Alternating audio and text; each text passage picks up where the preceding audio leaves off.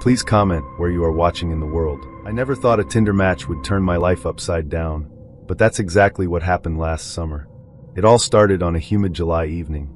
I was lounging on my couch, half watching a documentary and half scrolling through Tinder. I then stumbled across James. He wasn't like the others. He just looked normal and pleasant. I swiped right. We matched within minutes.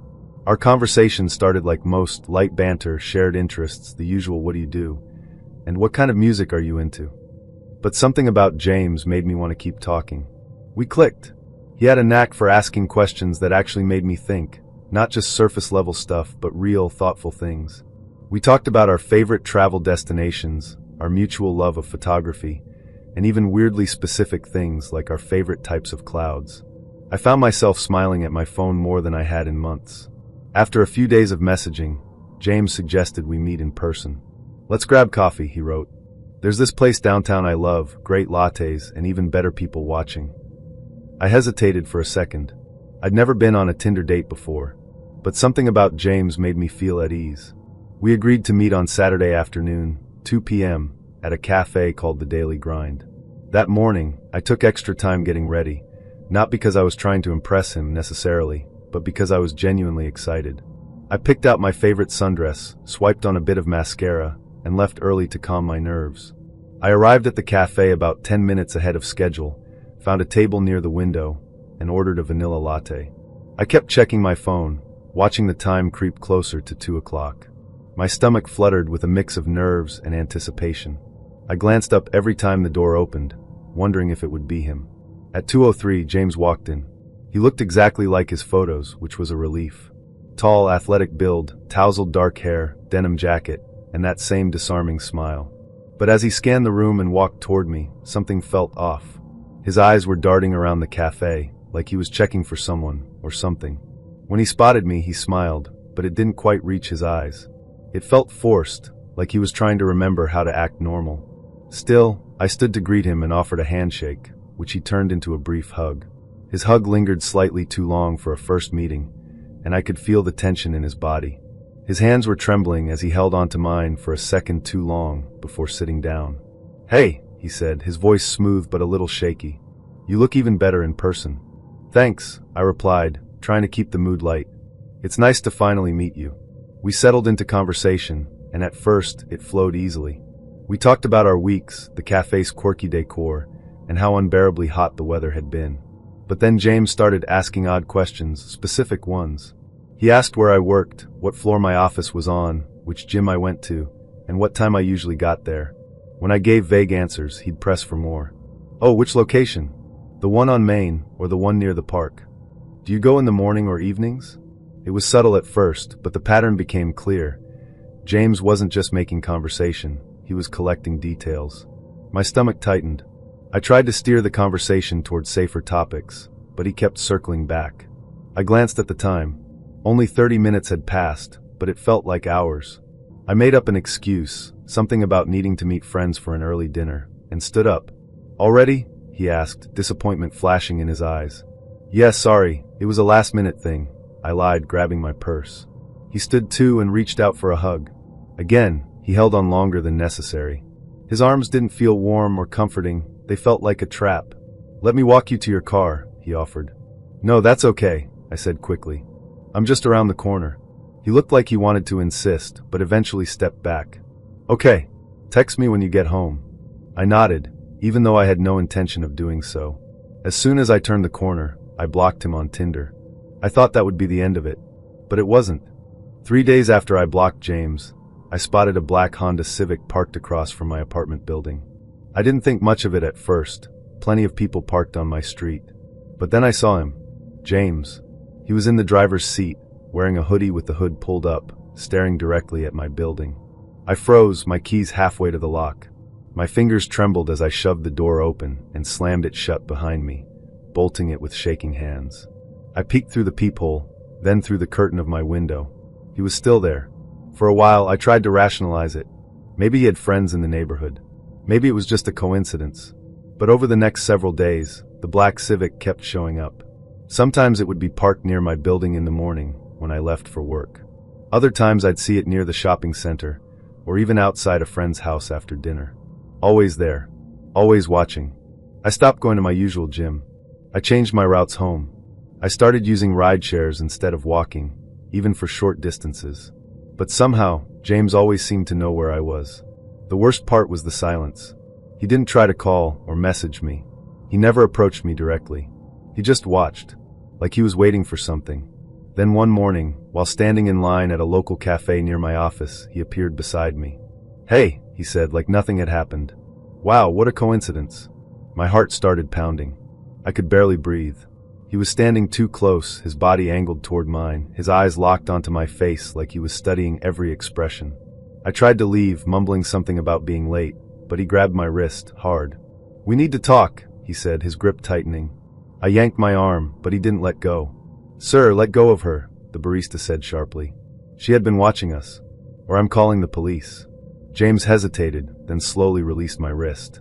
His eyes narrowed as he glared at the barista, then back at me. Without another word, he turned and walked out. I filed a police report that afternoon. The officer who took my statement nodded sympathetically, but explained that unless James made a direct threat or harmed me physically, there wasn't much they could do. "Document everything," he said. "Keep a record. If he escalates, call us." I felt helpless. I started sleeping with a baseball bat beside my bed. I put security bars on my windows. I installed a camera above my front door. But nothing made me feel safe. Then one night, I woke up to a sound I'll never forget, the slow, deliberate scratching of fingernails across my bedroom window. I froze. My room was dark. My curtains were drawn. I reached for my phone with trembling hands and dialed 911. When I peeked through the edge of the curtain, James's face was there, pressed against the glass, smiling. I screamed. By the time the police arrived, he was gone. They searched the neighborhood, but found nothing. That night, they finally took things seriously. They increased patrols in my area. They advised me to stay somewhere else for a while. I moved in with my older brother, Marcus. Marcus was the complete opposite of James, big, broad-shouldered, fiercely protective. He worked construction and had a quiet intensity that made people think twice before crossing him.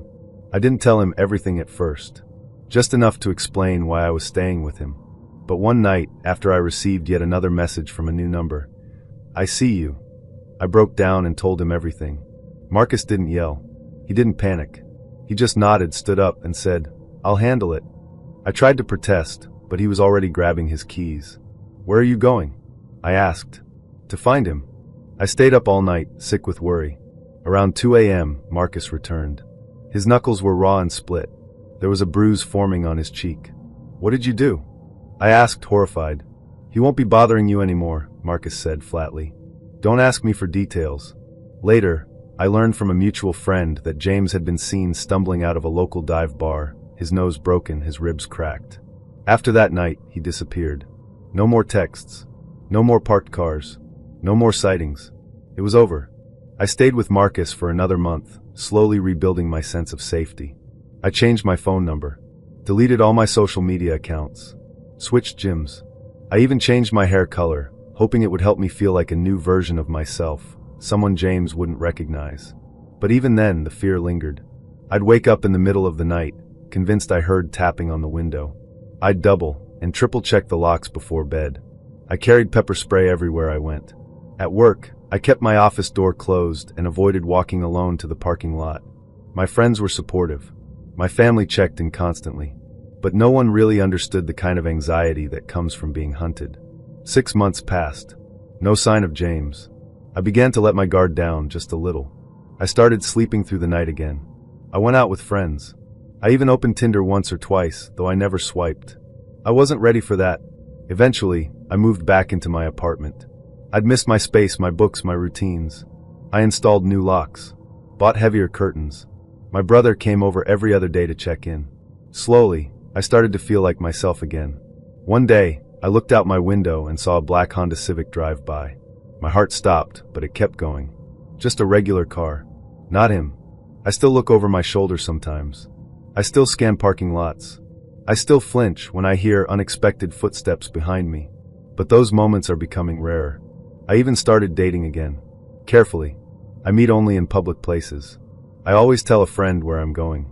I trust my instincts, and if anything feels off, I walk away, no apologies.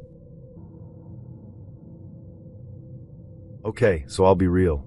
I didn't swipe right on Zane because of his stellar bio or shared interests in foreign cinema. I swiped because he was hot. Like sinfully hot. You know what I mean, the smoldering eyes, a jawline carved by the gods, and a smile that hinted at just enough trouble to be interesting. His profile said something vague about loving deep convos and late-night drives, which basically translated to, I'm mysterious and maybe emotionally unavailable. But I wasn't exactly looking for a husband. I was bored, freshly waxed, and curious. Our messages were spicy from the start, light teasing, flirty jokes, the kind of banter that makes you bite your lip while reading. He had a sharp sense of humor, told me he worked in consulting, which sounded fake, but I didn't press. Honestly, I was more interested in his photos. One was of him shirtless at a beach in Ibiza. Another showed him in a tailored suit holding a whiskey glass. He looked like the kind of guy who knew how to ruin your life in the best way. After a few days of hot exchanges and some borderline PG-13 voice notes, he asked if I wanted to go see a movie. Something action-packed, he said. I'll buy the snacks if you bring that energy.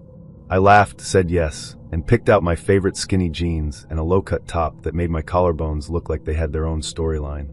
We met outside the cinema, and oh my God, he was even more gorgeous in person. He had this confident strut, a soft leather jacket, and a cologne that made me temporarily forget my own name. He hugged me hello, and his hand lingered just a second too long at my lower back. I was already planning the second date in my head. We got popcorn, soda, and candy. He insisted on buying everything, which I appreciated. Inside the theater, the lights dimmed, and we found seats in the middle row. The movie started, but I was way more interested in the vibe between us. The occasional brush of his arm against mine, his low chuckle at the film's dumb jokes. At one point, his fingers grazed my thigh, and I didn't move them away. And then the entire date imploded. About 20 minutes into the movie, I noticed movement near the back of the theater. A group of people slipped in quietly, but they weren't regular moviegoers. They were in uniform. Police. At least 4 of them. I felt my stomach twist. I looked at Zane, who was suddenly very still. He noticed them too. His jaw clenched. His hands curled into fists at his sides. Then, like a scene from a movie within the movie, the cops surrounded our row. One of them called out his name. Zayn Malik, stand up. Zayn froze. So did I.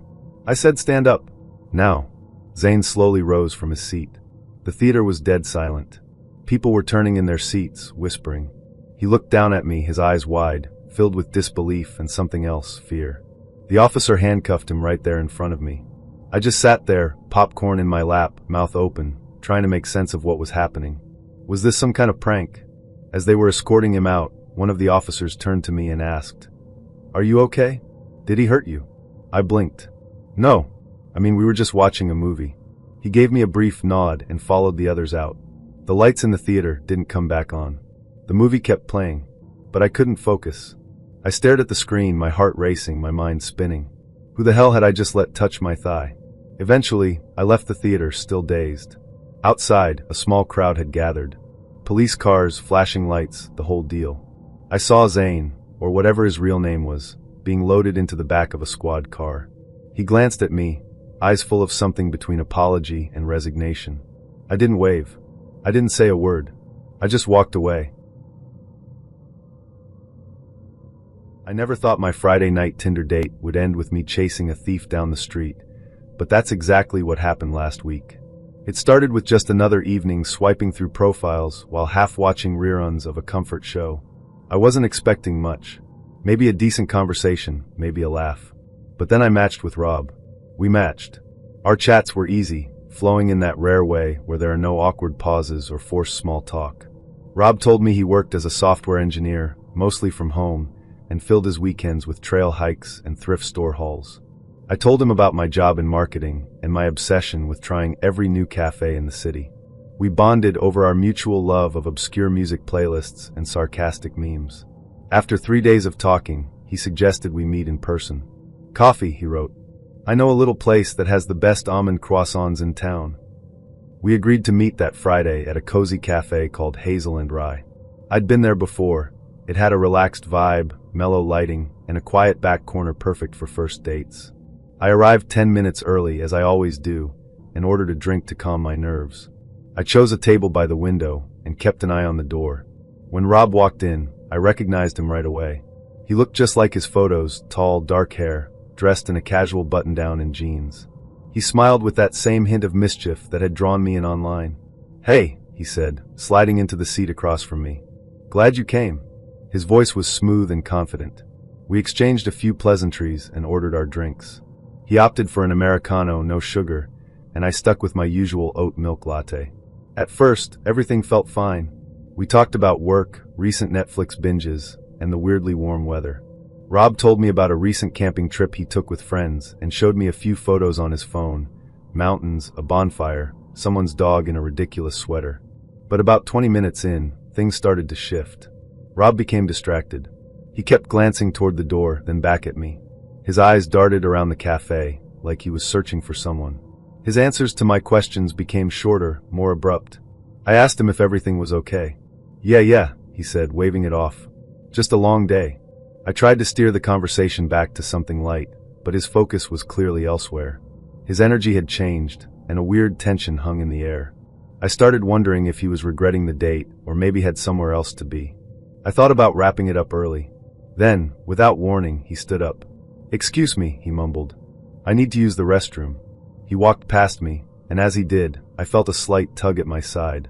It took a split second to register, but then everything clicked. My purse was gone. I turned just in time to see Rob, if that was even his real name, bolting for the door, my purse clutched under his arm. For a moment, I was frozen in shock. Then instinct took over. I shoved my chair back, nearly knocking it over, and ran after him. "Stop him!" I yelled, but the few customers in the cafe just stared, confused. Adrenaline surged through me as I burst out onto the sidewalk. Rob was already half a block away, weaving through pedestrians. I tore after him, my heart pounding so hard I could hear it in my ears. I dodged people, shouted for help, but no one moved. I wasn't thinking. I wasn't scared. I was furious. We sped down 2 blocks, and I realized I was gaining on him. He kept glancing back, his movements frantic. Then he made a sharp turn into a narrow alley between 2 buildings. I followed. The alley was a dead end. Rob turned to face me, breathing hard, eyes wild. "Give me my purse," I said, my voice shaking with rage. He didn't move. Then footsteps. 2 men ran into the alley, strangers who had seen the chase. One was holding a phone mid-call. Behind them, a police officer hurried into view, hand on his belt. Rob's shoulders slumped. He dropped the purse to the ground and raised his hands. The officer stepped forward, cuffed him, and read him his rights while I stood there, trying to catch my breath, my body still shaking with adrenaline. The next hour was a blur. I gave my statement. The officer asked me to describe the entire encounter, from our Tinder messages to the moment he grabbed my bag. I handed over the chat logs still on my phone. They bagged my purse as evidence to be dusted for prints, then returned it after a quick check. Miraculously, everything was still inside: phone, wallet, keys. I walked home instead of getting a ride. I needed the air. Needed to process. When I got home, I collapsed on the couch and called my best friend, blurting out the whole story between gasps of laughter and tears. She showed up within 30 minutes, armed with ice cream and wine. Over the next few days, things moved quickly. I went to the police station to give a formal statement and identified Rob, whose real name was Ronan Jush, in a photo lineup. I learned he had a record. He'd pulled similar stunts before, using dating apps to meet women and steal from them. A week later, a detective called to tell me Ronan had been charged with multiple counts of theft and fraud. He'd pleaded guilty. It should have made me feel better, and in some ways it did. But part of me still felt shaken, violated, angry at myself for not seeing through him. I replayed our conversation in my head 100 times. I saw the red flags I'd brushed off, the nervous glances, the abrupt change in energy, the way he seemed to be scanning the cafe. I'd always thought I was careful, smart, a good judge of character, but that night showed me how easily someone can pretend. Still, I was proud of myself, for running after him, for not freezing, for refusing to be a victim. I took a break from dating apps for a while. I deleted Tinder. I changed my passwords and made sure my credit cards weren't compromised. I even bought a small can of pepper spray to keep in my bag. You ever fall for someone who didn't even exist? I did, and I hate how true that sentence is. It started on a random Tuesday night. I was half bored, half hopeful, swiping through Tinder while ignoring a mountain of adult responsibilities. I wasn't expecting anything real. I rarely did anymore. But then I saw her. Davina. She had that kind of beauty that stopped me mid-swipe. Long, dark waves of hair that looked like they belonged in a shampoo commercial. A magnetic smile. Green eyes that seemed to look right through the screen and into your soul. Her profile bio. Witty, poetic, just a little bit moody. Photography, punk playlists, and perfect espresso. If you know who Mitski is, we're halfway there. I was intrigued. I swiped right. We matched instantly. And to my surprise, she messaged first. Yo, obscure band shirt in photo number 2? Respect. That one sentence had me hooked. Over the next few days, our chats were electric. We talked for hours. It wasn't just surface-level flirting, it was connection. She told me she was a graphic designer freelancing for a startup. I told her I worked in marketing, but secretly wanted to write full-time. We swapped Spotify links. She sent me photos of her work, moody, abstract stuff with just the right amount of grit. I was impressed. We shared our favorite sad songs. We confessed our weirdest fears. And maybe most surprisingly, we got vulnerable. She told me she struggled with anxiety and sometimes disappeared from people when it got too heavy. I told her about my bouts with imposter syndrome and the way I sometimes felt like I was just pretending to be an adult. It felt real. It felt honest.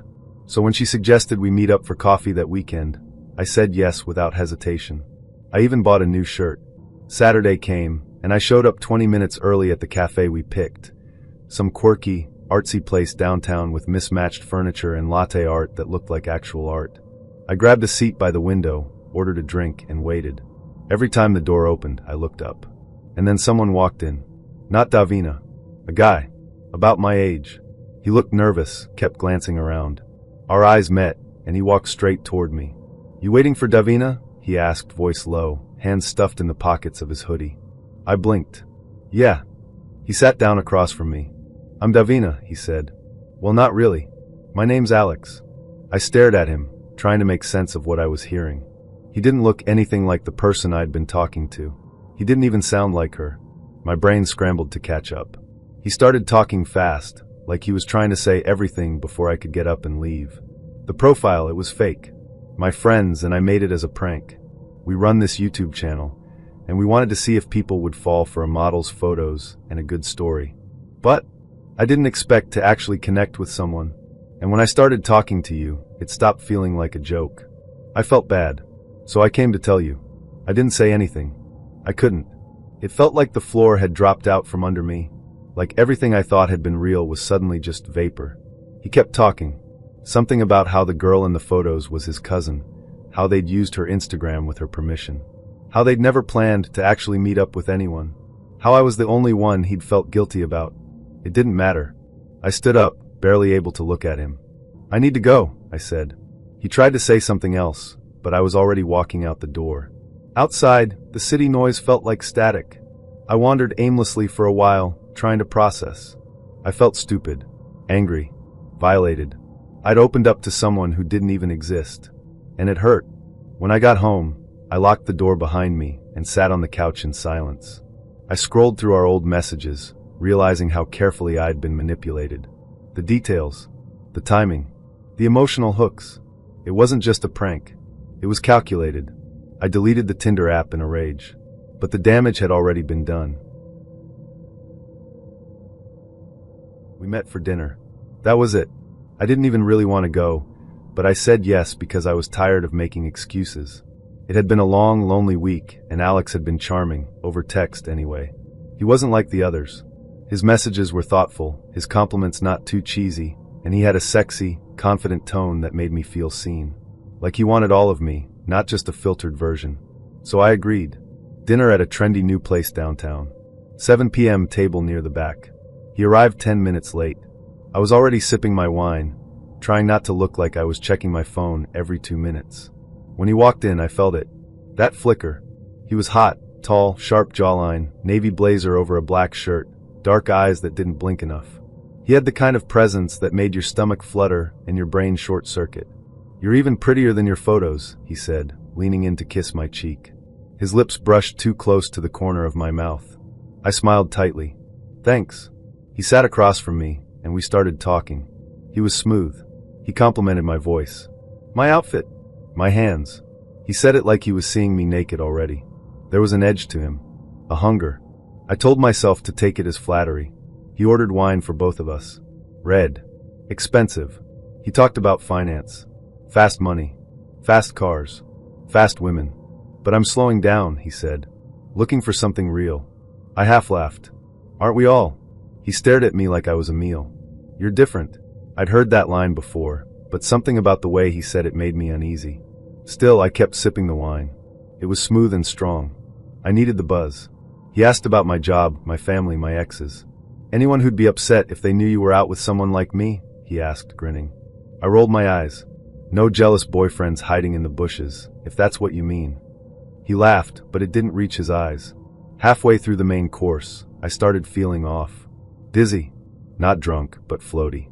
My head was heavy and my limbs felt thick, like I was underwater. I excused myself to go to the bathroom. On the way back, I saw him hunched over our table, fiddling with something. When he noticed me coming, he snapped upright and flashed that smile again. Everything okay? I asked, heart pounding for no reason I could explain. Just checking my messages, he said smoothly. I sat down, but the room tilted. I gripped the table, trying to stay upright. You okay? He asked gently, almost too gently. Yeah. Maybe the wine hit harder than I thought. He smiled wider. Let's get some air. I should have said no. I should have called an Uber. But I nodded. He took my arm and guided me out of the restaurant like I was his date of the year.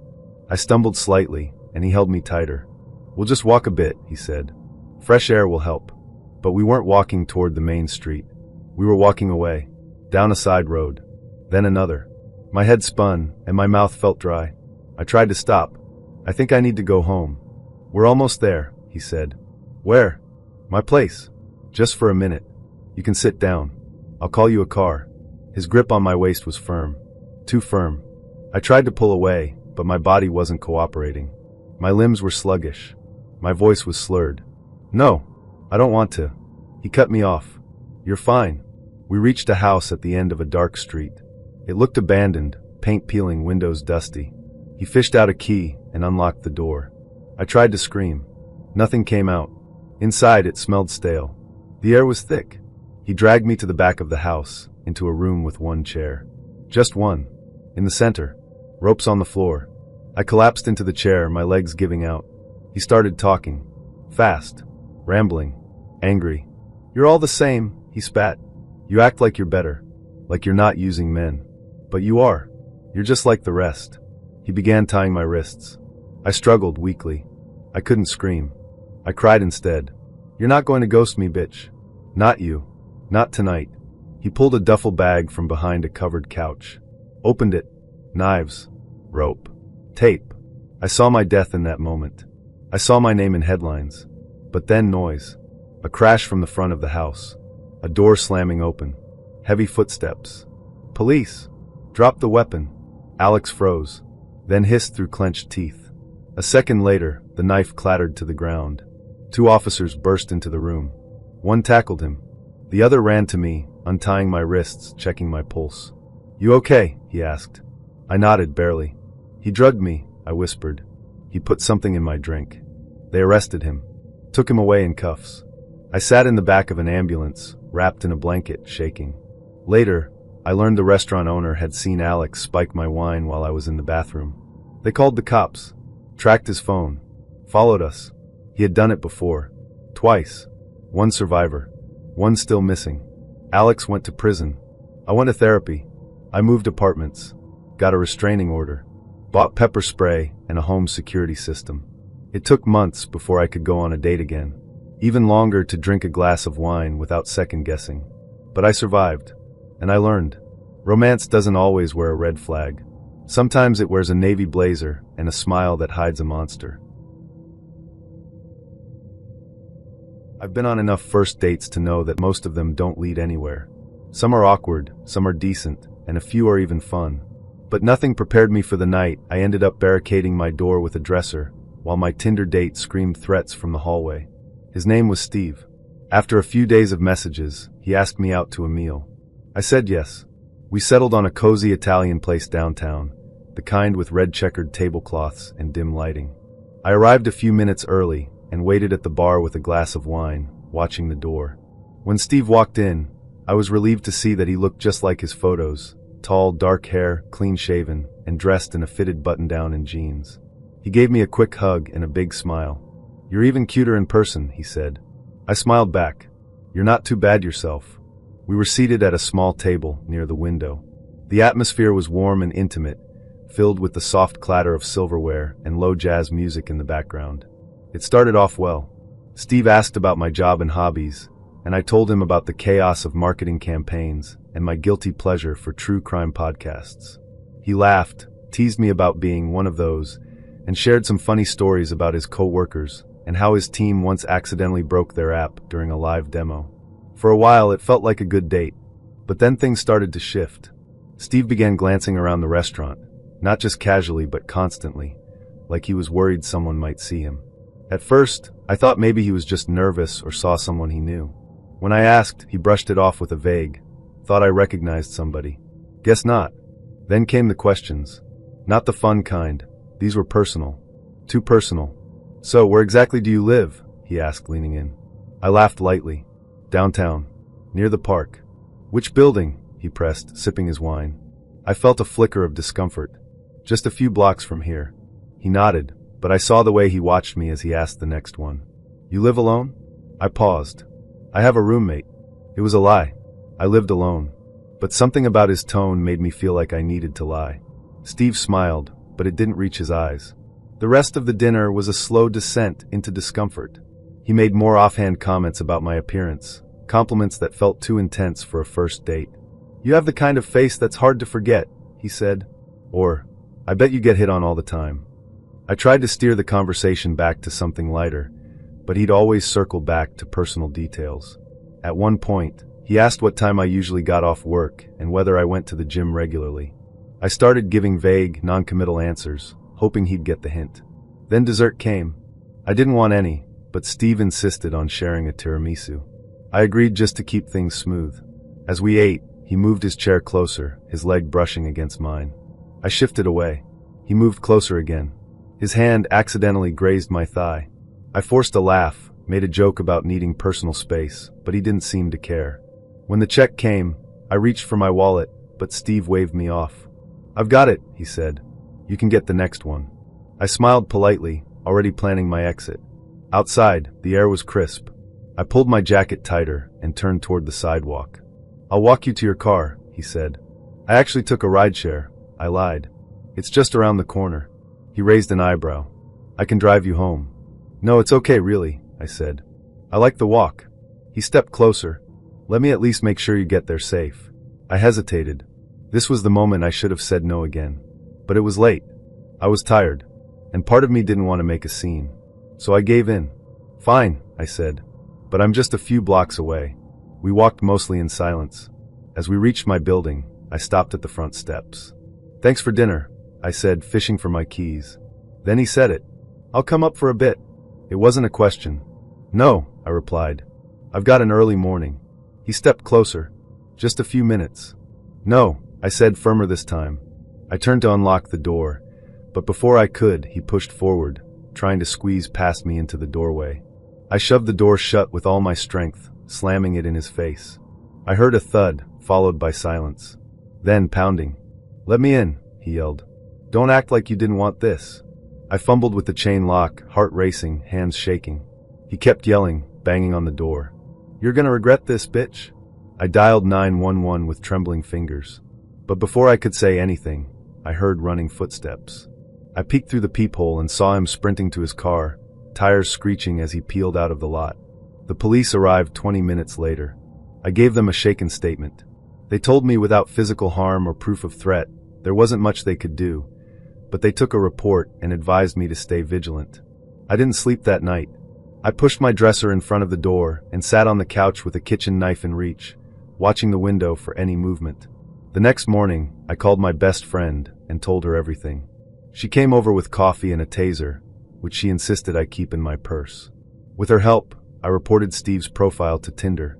They responded quickly and banned his account. For the next few weeks, I was on edge. I avoided my usual routes home. I asked a coworker to walk me to my car. I even considered moving. But slowly the fear faded. He never showed up again. Eventually I started to feel safe. I went back to my normal routines, though I was more cautious, more aware of the little things. I never let a first date walk me home. I always met in public places. I told a friend where I was going and texted updates. I dated again, but it took time. That night stayed with me. The way he smiled as he asked where I lived.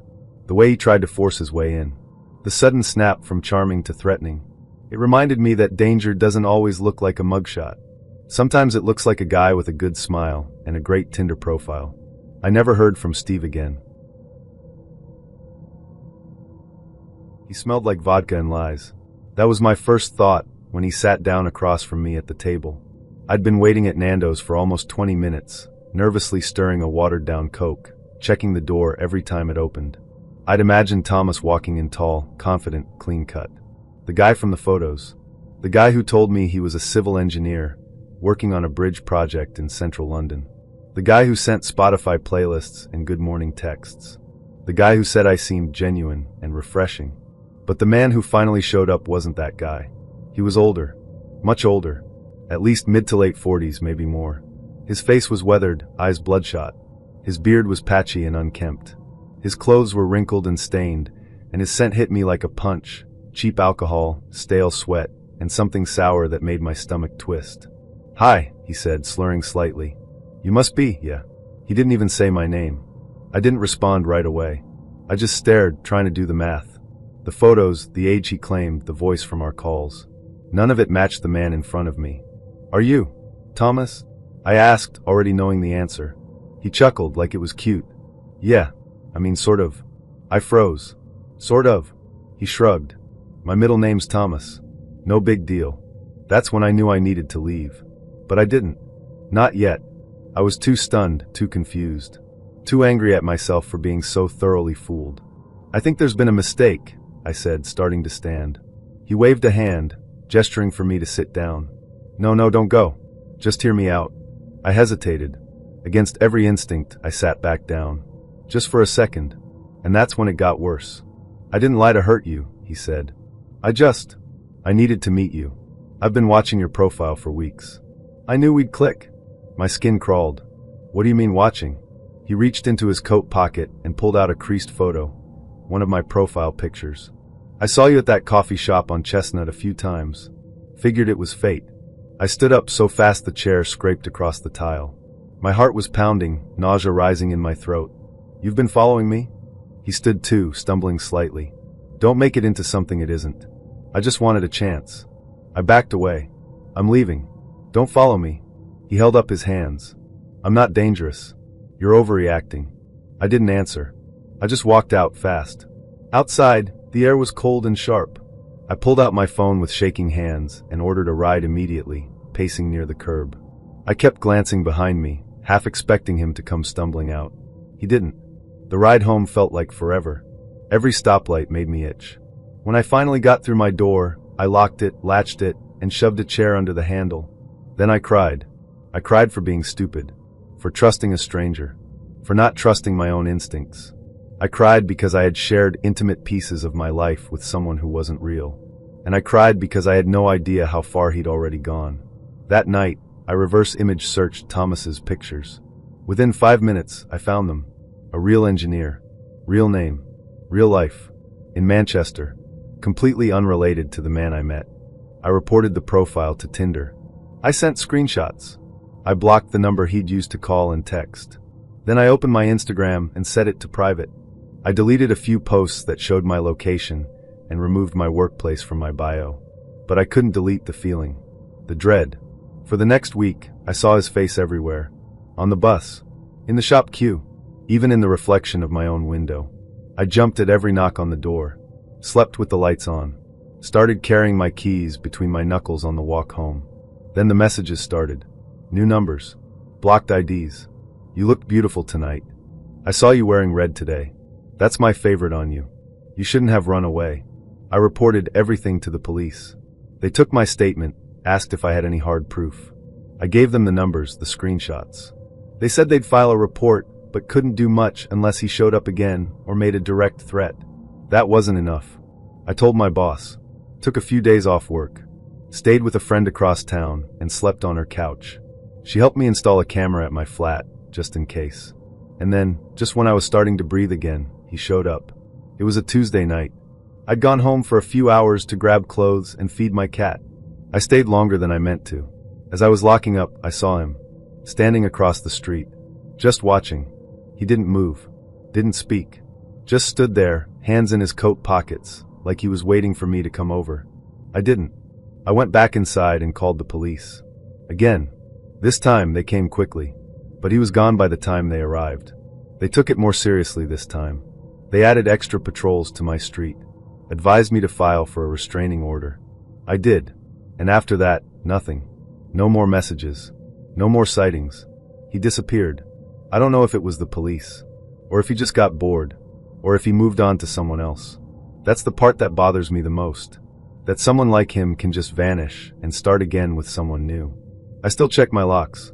Still pause at every unknown number. Still get that cold, stabbing feeling anytime someone looks at me too long on the train. I'm careful now. I protect my digital footprint. I vet every match. I don't share anything remotely personal until I've met them multiple times in public. And even then I stay alert. I met Jessica on a Thursday night at this tiny, dimly lit wine bar tucked between a closed-down bookstore and a vape shop that never seemed to have customers. The place didn't advertise. It had no visible sign, just a chalkboard leaning against the wall with the word "open" written in looping cursive. Inside, it smelled like sandalwood and old cork. The walls were painted a deep navy, and the only lighting came from scattered candles in cleaned-out pasta sauce jars. It was the kind of place where people spoke softly, as if being quiet made them more interesting. A friend had dragged me there after a long day at work, promising low lighting and high-quality gossip, but she bailed last minute. I almost left when I got the text, but I figured fine, one drink, then home. That's when I saw Jessica. She was sitting at the bar alone, sipping something red and swirling it gently like she was trying to hypnotize herself. She wore a black turtleneck that hugged her figure without trying too hard and had this loose curl of hair pinned just above her ear. Everything about her was unbothered, like she didn't come to be seen, but was always going to be noticed anyway. She caught me looking and gave a small smile, the kind that made it impossible not to respond. So I found myself at the bar, 2 stools away, ordering a glass of whatever she was having. She glanced over and said, "You're brave. Most people ask for a menu first." Her voice was low and warm, like the background vinyl playing some obscure 90s R&B track behind us. I shrugged and said, "I trust your taste." She raised her glass slightly in my direction, and from there, the conversation just happened. Easy. Effortless. We talked about movies we both pretended to have seen, the kind of bread we liked, whether tea should count as a personality trait. I remember thinking, this feels like something I've already lived through, only better. She had a way of listening that made me feel like she was storing my words somewhere important. But despite how present she seemed, there was always this flicker in her eyes, like a part of her was watching the scene from a few feet back. It wasn't until the 3rd date that I learned why. The 3rd date was a slow burn from the beginning. She met me outside my place around 8, wearing a long, rust-colored coat that swung around her knees like it had its own rhythm. Her hair was up, loosely pinned again, and she looked like she'd just stepped out of a film with too much dialogue and perfect lighting. I complimented her coat.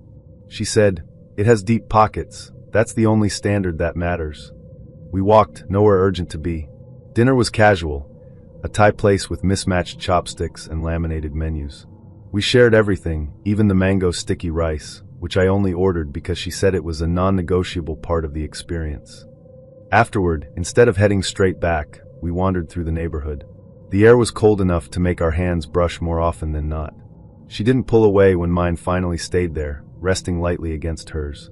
She looked down, smiled without looking at me, and laced our fingers together like it was inevitable.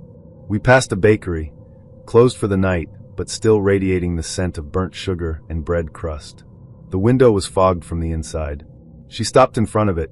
"This place smells like endings," she said softly. I laughed, unsure how to respond. "You mean like the end of the day?"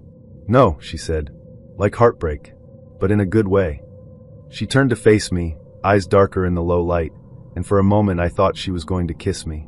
But instead she said, "There's something I should tell you." My stomach dropped half an inch. I tried to smile, to play it cool, but the air suddenly felt heavier. She didn't look nervous. She didn't look guilty. Just focused. "I'm married," she said. I blinked. Wait, what? She nodded once, slowly. It's not what you think. We're in a structured, open relationship. There are rules. It's not chaos. She said it like she'd practiced the line, but not too much, like someone giving a presentation they didn't fully believe in, but had done so many times they no longer flinched. I let out a short laugh, not because it was funny, but because I didn't know what else to do. That sounded like a sales pitch. Jessica's eyes sparkled with something. Amusement? Relief? And she said, "Yeah, I've had to say it before." I looked away toward the bakery window, trying to make sense of what I'd just heard. "So you're seeing other people? With his permission?" "It's not permission," she corrected gently. "It's an agreement. A dynamic. We're both free, but with structure. Schedules. Communication. We even have a shared calendar." The way she said it was almost too clean, too tidy, like a lifestyle brand trying to sell me on the benefits of emotional minimalism. "I don't know what to say," I admitted. She tilted her head, watching me. I figured. "That's okay." Then came the curveball. "Well," she said, "you might as well meet him." I blinked again, slower this time. "Excuse me?" She gestured across the street, to a black Subaru parked under a flickering street lamp. I hadn't noticed it before. Inside, a man sat in the driver's seat, hands resting casually on the wheel, watching us. Not staring, just waiting. "That's Daniel," she said like she was introducing me to someone at a dinner party. I should have left. I really should have. Instead, I said, "Seriously?" She nodded. "He just wanted to say hi." Before I could object, she took my hand, gently, not forcefully, and led me across the street. I followed, half in a daze, half because I didn't want to seem like a coward, like someone who couldn't handle this new, evolved version of connection. The passenger door opened smoothly. Jessica slid into the back seat and patted the space beside her. I hesitated. Then I got in. Daniel turned slightly and extended his hand. "Nice to meet you," he said. His voice was calm, measured. He had the kind of face that could break either way, charming or cold, depending on the lighting. I shook his hand. His grip was firm but not aggressive. The car smelled like peppermint and leather. Classical music played just loud enough to be noticed, but not loud enough to distract. "Jessica speaks highly of you," he said. I wanted to ask, when? How many times? What did she say? But instead I said, likewise. No one laughed, but Jessica smiled. The next 15 minutes were a blur of polite conversation, weirdly clinical questions about values and communication styles, and a sense of deep, practiced ease between them. This wasn't new for them. They had done this before. Daniel wasn't jealous. He wasn't possessive. He seemed curious, even excited. Like I was a new app they were beta testing. "If things go well," he said, "you'd be invited into our space." I didn't ask what that meant. I didn't want to know. Eventually, I got out of the car. Jessica hugged me goodbye, whispered, "Text me when you get home," like it was all perfectly normal. I walked the rest of the way in silence.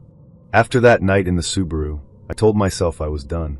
I even typed out a message the next morning. "Hey, I've been thinking and I'm not sure I'm the right person for whatever this is." I stared at it for 10 minutes.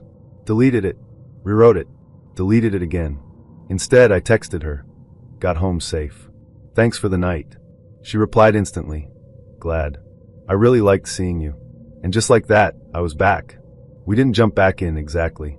More like I was eased into it, like the warm part of a pool you don't realize is too hot until you're chest deep.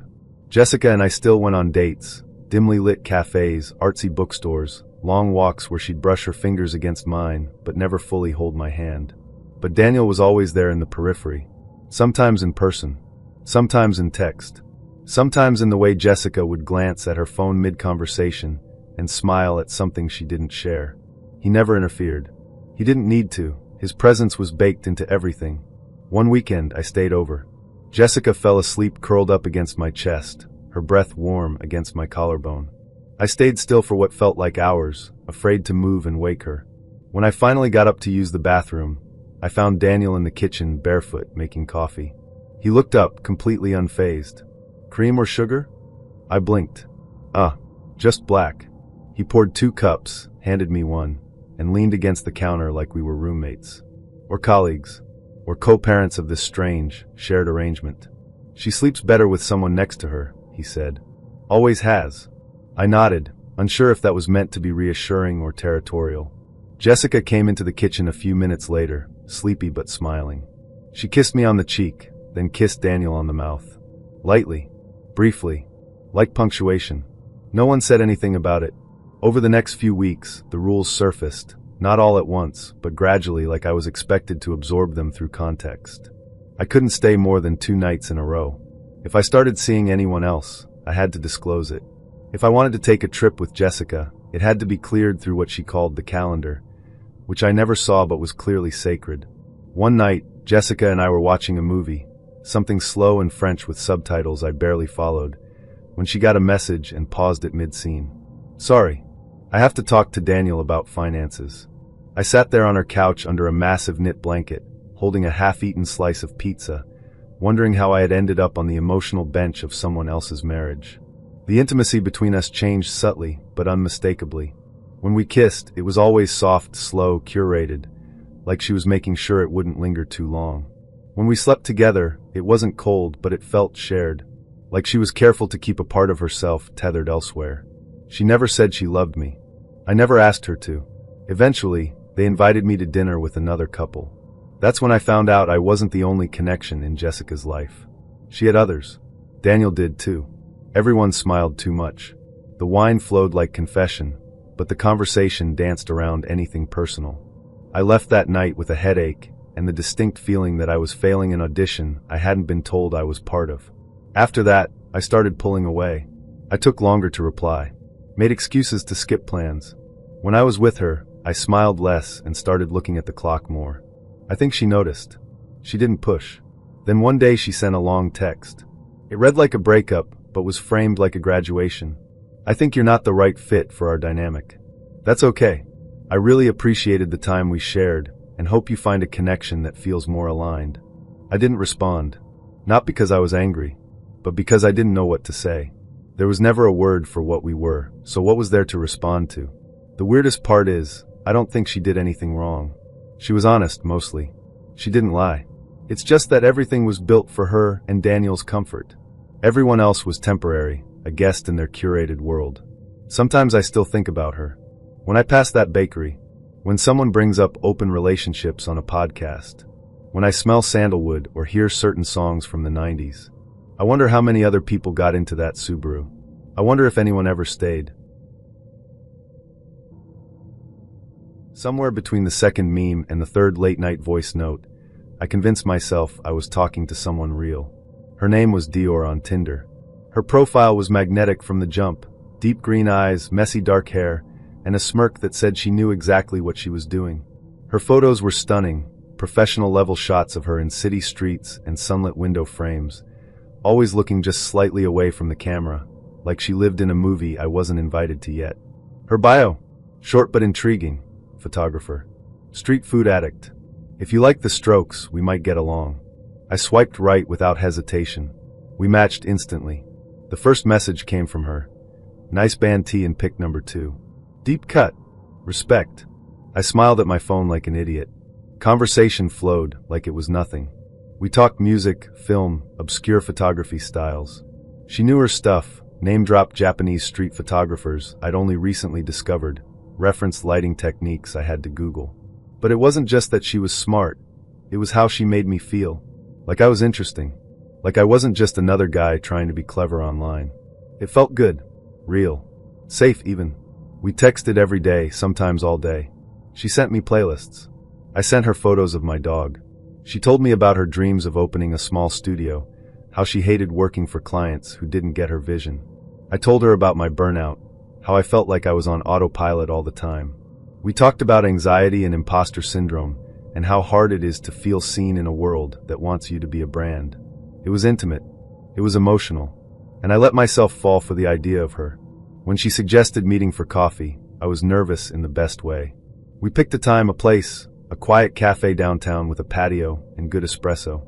I got there 20 minutes early like an idiot, too excited to sit still. I ordered a latte and sat by the window, watching every person who walked in, wondering if it might be her. At exactly 2 p.m., the door opened. But it wasn't Dior. It was a guy. Average height. Hoodie jeans. Nervous energy. He walked in, looked around, made eye contact with me, and approached. "You waiting for Dior?" he asked. I blinked. Yeah.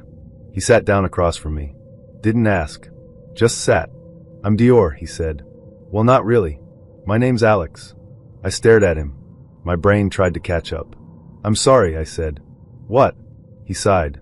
Look, I didn't think you'd actually show. I was just gonna ghost you, but I felt guilty. So here I am. What are you talking about? The profile, he said.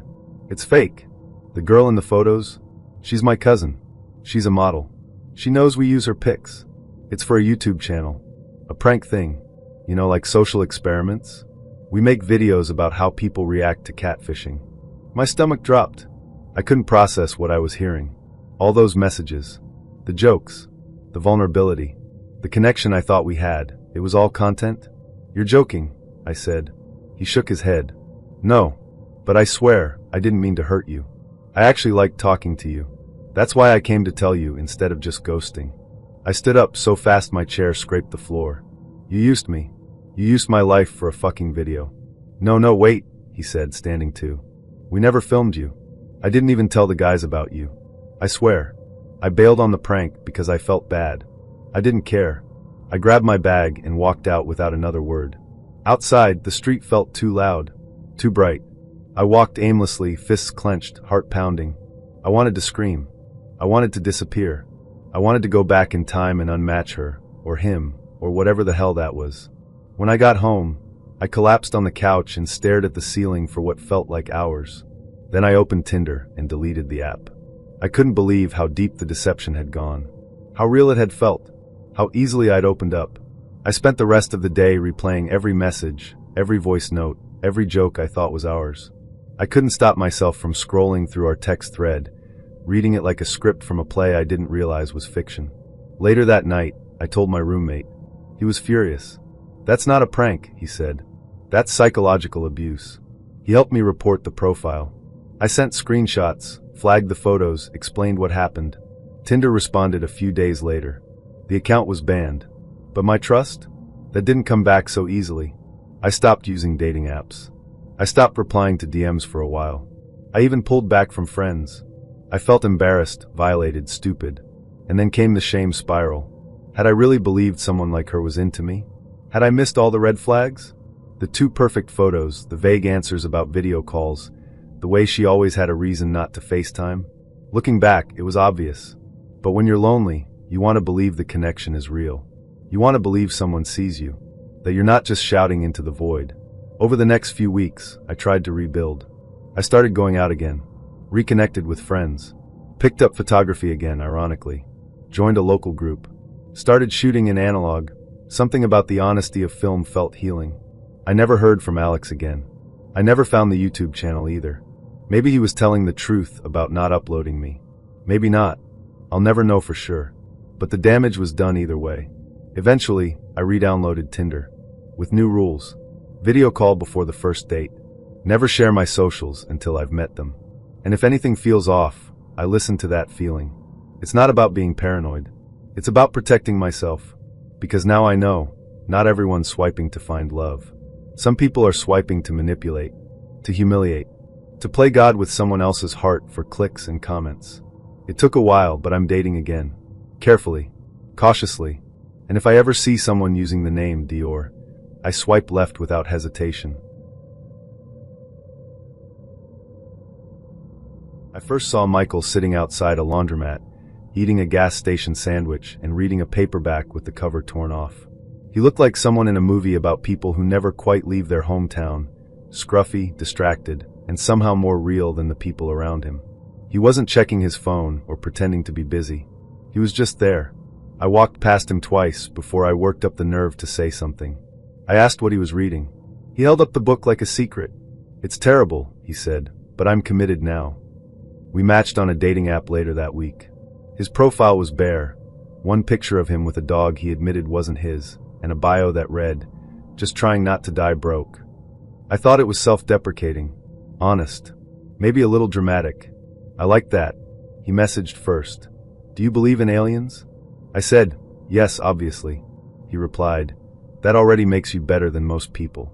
Our first date was a dive bar with sticky tables and a jukebox that only worked half the time. We ordered the cheapest beer on the menu and laughed about the names of used cars in the dealership next door. He told me about odd jobs he'd done, Craigslist gigs, a stint as a mushroom tea delivery driver, something about helping a guy move a piano in exchange for an electric scooter. He never offered to pay, but he never expected me to either.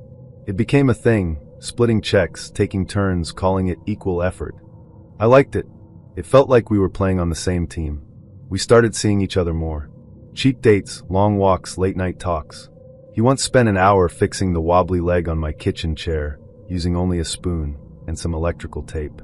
He said he didn't believe in owning more than a duffel bag's worth of stuff. Said comfort made people slow. There was something refreshing about it. No pretense. No pressure. No show. Or so I thought. One night, I was putting on my shoes while he tapped away on his laptop. He closed it quickly when I walked past, but not defensively, more like someone hiding a surprise. I teased him about it, asked if he was finally writing that screenplay he joked about. He smiled. Just family stuff. I didn't push. I trusted him. But after that night, things started to shift. Subtly. Strategically. He started asking questions. Not casual ones, precise ones. Would you ever consider living off-grid? How do you feel about deleting social media someday? What's your 5-year relationship vision? I figured he was just thinking ahead. Maybe for the first time. Maybe with me. Then came the real reveal. We were sitting on the floor of his apartment eating pad thai out of the container when he said it like he was reading a weather update. I haven't been totally honest. I paused, chopsticks halfway to my mouth. He looked calm. Matter of fact. I'm not actually broke. I blinked. What? He smiled, sheepish. My family has money. Like trust fund, gated property, estate planning kind of money. I stared at him. I didn't want to lead with that. It skews things. So I test people. I live light. See how they respond. If they stick around. I didn't know what to say. I wasn't mad, not exactly. Just unmoored. Like everything I thought was genuine had been part of a filter I didn't know I was passing through. Then he dropped the second part. If we keep going, if it gets serious, there'd be conditions. I raised an eyebrow. What kind of conditions? He leaned back, still calm. My family doesn't like outsiders being too visible. We've had issues.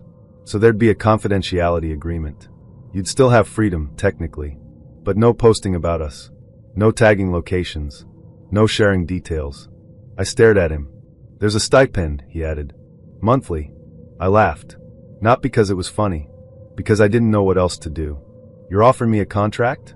He looked confused by my reaction. Not like that. It's just structure. Boundaries. I stood up, suddenly needing air.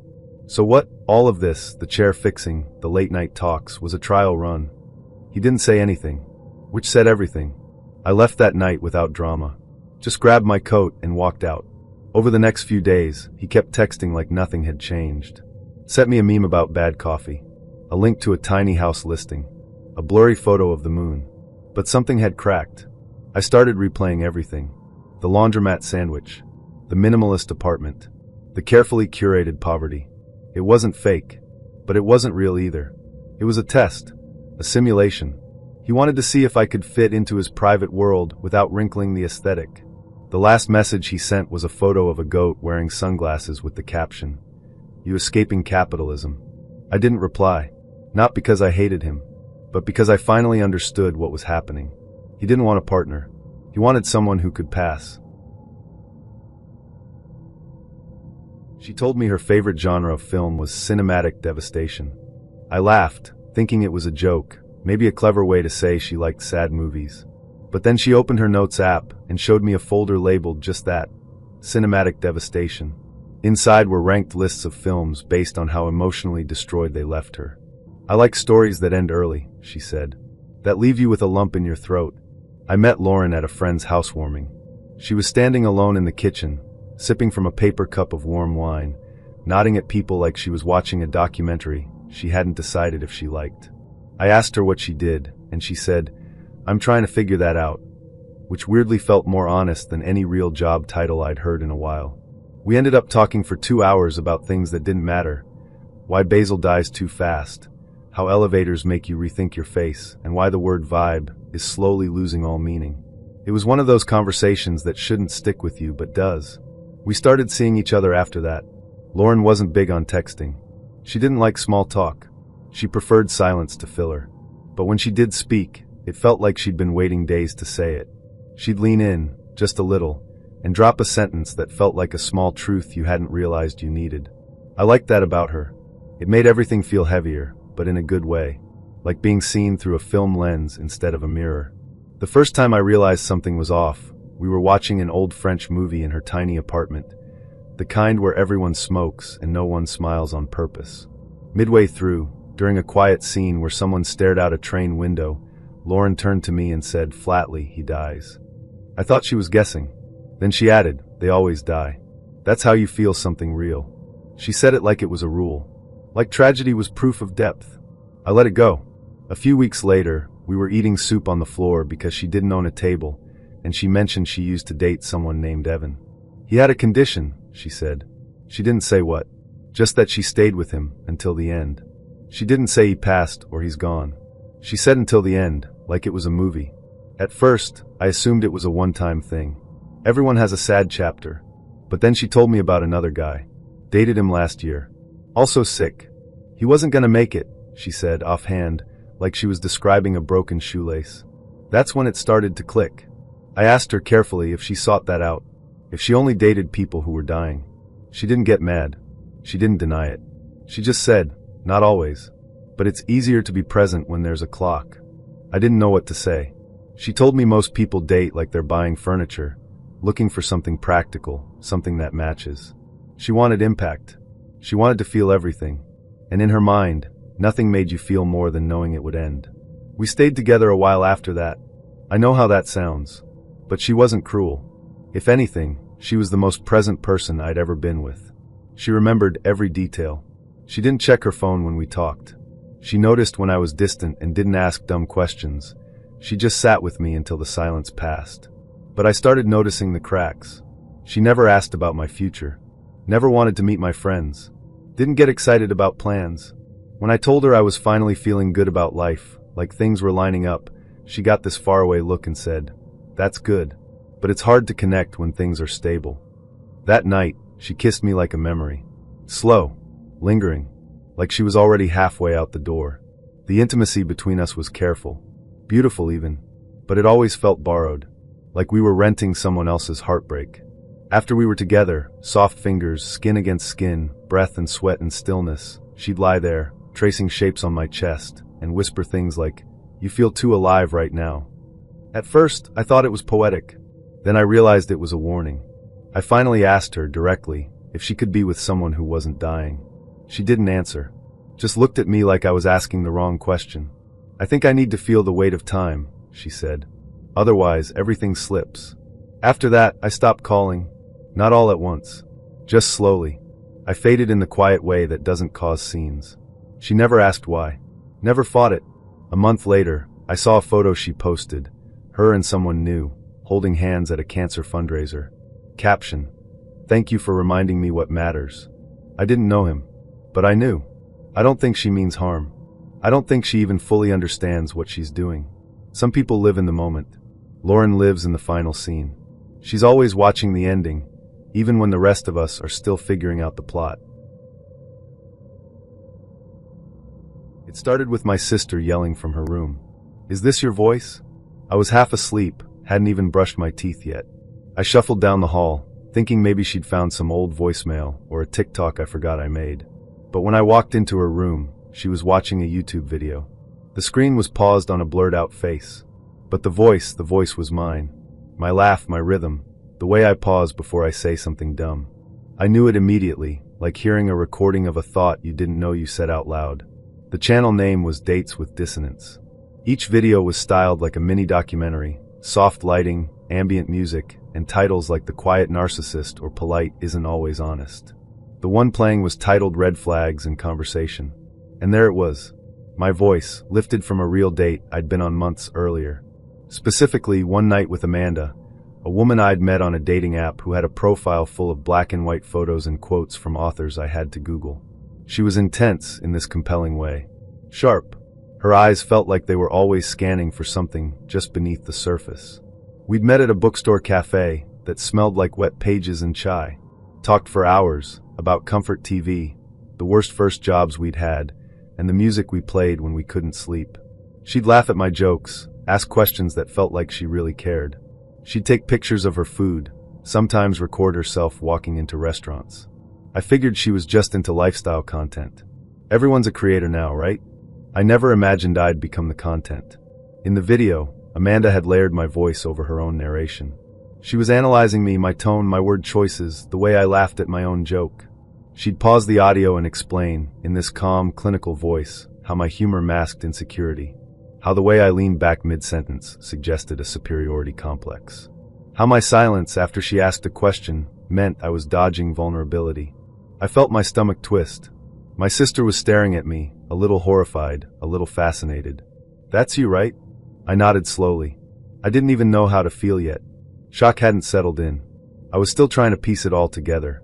Amanda had recorded our date, maybe more than one, and turned it into a dissection. Not just of what I said, but of who she thought I was. And she'd made it public. I scrolled through the rest of her videos. There were dozens. Each one featured a different man's voice, always blurred, always unnamed. But it was clear they were real. The cadence, the awkward pauses, the little stumbles, it wasn't scripted. She had a system. She never showed faces, never used names. But she made it clear that these were real people she'd dated. And she had turned each of them into a chapter in her own analysis of male behavior. I tried messaging her. Nothing. I emailed. No response. I reported the video, but the platform said it didn't violate any guidelines. No identifying information. No copyright infringement. It was transformative content, they said. Commentary. So I wasn't a person anymore. I was commentary. Over the next week, I couldn't stop thinking about every word I'd ever said to her. Every story. Every moment I thought had been ours. Watching the video, I realized even my silences, those moments I'd thought were just quiet, were turned into proof. A pause, emotional avoidance. A sigh, internalized arrogance. It was like being dissected alive. I told a friend about it. He said, "Man, that's messed up. But at least your face wasn't shown." Right. Just my voice. Just everything I said when I thought I was safe. I started getting paranoid. Did she record every date? Every conversation? Was she filming when we walked through that overpriced plant shop, or when we stayed in and watched that movie about quiet people staring out windows? I searched for more of her content. She had videos going back over a year, each one about a new guy, each one breaking him down, turning him into a lesson. Some of the comments were brutal. "This guy's voice is so calm, but you can tell he's emotionally manipulative. I dated someone just like this. I wonder how she stays so composed when they're so clearly toxic." I wanted to scream, "I'm not toxic, I just ordered the wrong drink and pretended I liked it." But it didn't matter. I wasn't me to them. I was a symbol, a voice attached to someone else's story. The worst part? The video was good, polished, edited with care. She added soft background music, subtle graphics, even voice modulation in some parts to emphasize emotion. It wasn't sloppy or angry. It was curated, beautiful even. I stopped dating after that. Deleted my apps. Stopped posting online. Every time I said something personal, I imagined it being slowed down and analyzed. Every laugh felt rehearsed. Every silence felt suspicious. Eventually, the video stopped getting views. The algorithm moved on. But I didn't. Amanda won. She got her content. Her clicks. Her comments. I was just one of many voices lost in her series. Sometimes I still check the channel. I don't even know why. Maybe to see if she ever makes another video with a voice I recognize. Maybe to remind myself that it wasn't just me. Or maybe just to make sure she never makes a sequel. I met Brian at the dog park, which was funny because I didn't even have a dog. My roommate had left town for a week and asked me to take care of her husky, a dramatic creature named Nova who thought every squirrel was a personal offense. That afternoon, she yanked me across the sidewalk so hard I nearly face-planted into a patch of wild grass before we even made it through the gate. That's when I saw Brian. He was sitting on a bench with a corgi by his side and a latte in his hand, wearing sneakers that looked like they'd survived a few lives and a hoodie that said "Keep it weird" in a font that was far too clean to be ironic. He looked up as Nova tangled herself in the corgi's leash, and without missing a beat, said, "Huskies, the drama queens of the dog world." I laughed harder than I should have. Maybe because I was still breathless from the leash incident, or maybe because it felt like the start of something I'd remember. We chatted for 10 minutes about nothing: oat milk, dog names that sound like grandpa's, whether squirrels are secretly in charge, and before I could overthink it, I gave him my number. Our first date was a makeshift picnic, half a sandwich on a park bench, and a debate over which version of The Office was better. Everything about it was easy. He didn't try too hard, didn't fill silences with weird facts about crypto, or ask me to guess his middle name. He was exactly the kind of person I didn't realize I'd been craving: casual, funny, a little odd in the best way. We started seeing each other in that slow, comfortable rhythm that makes it feel like maybe you've already known them in another life. He'd text me late at night just to say he heard a song that reminded him of me. He'd show up with pastries from that little place on 9th because he remembered I once mentioned their cardamom buns in passing. He listened. Not just nodding along, listening. Real listening, the kind that makes you feel known without feeling studied. But there was something just under the surface.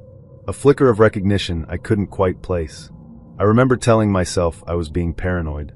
It started small. He'd mentioned something I hadn't told him, like how I always sat near exits in movie theaters, or that I hated being interrupted during long stories. I figured maybe I said more than I realized. Maybe I was the one oversharing. But then there was this morning. We'd spent the night at his apartment, a clean, minimalist space with books stacked against the wall like he hadn't decided whether to shelve them or sit on them. I was in the kitchen, still in his hoodie, making coffee while he flipped through a design magazine at the table. Then, without looking up, he said, "You probably hate when people don't text back right away. Feels like rejection, right?" I froze. That wasn't a guess. That was a direct hit, one I'd unpacked in therapy.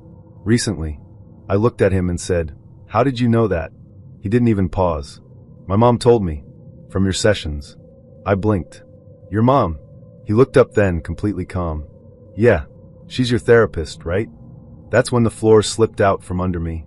I'd been going to therapy with Dr. Ellison for 8 months. She had this soft, steady voice and a way of pausing before speaking that made you feel like your thoughts were sacred. I had told her everything.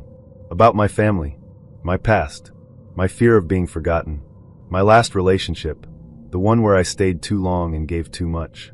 And now I was standing in Brian's kitchen, holding a mug that said "World's Okayest Chef," realizing that the man I'd been sleeping with was her son. He thought I knew. Thought it was obvious. Thought it was funny even. "I didn't recognize your name at first," he said. "But after our second date, it clicked. I figured it would be weird to bring it up." "Weird?" I echoed. "You think it's just weird?" He shrugged. "I mean, it's not like I asked her for details. She just made a few comments. Nothing specific." I couldn't hear him anymore. My thoughts were moving too fast, flipping back through every session, every intimate thing I'd said. Had she told him about my fear of abandonment? About my dreams? About the time I cried over that voicemail from my dad and didn't know why? Had he listened? Or worse, had he used any of it? Over the next week, I spiraled. I canceled our next therapy session, texting a vague excuse about work. I couldn't sit across from her knowing what her son looked like shirtless. I couldn't talk about my thoughts while wondering what she'd already shared over dinner. Brian kept texting, saying it didn't have to be a big deal, that he liked me, that he'd never use anything against me.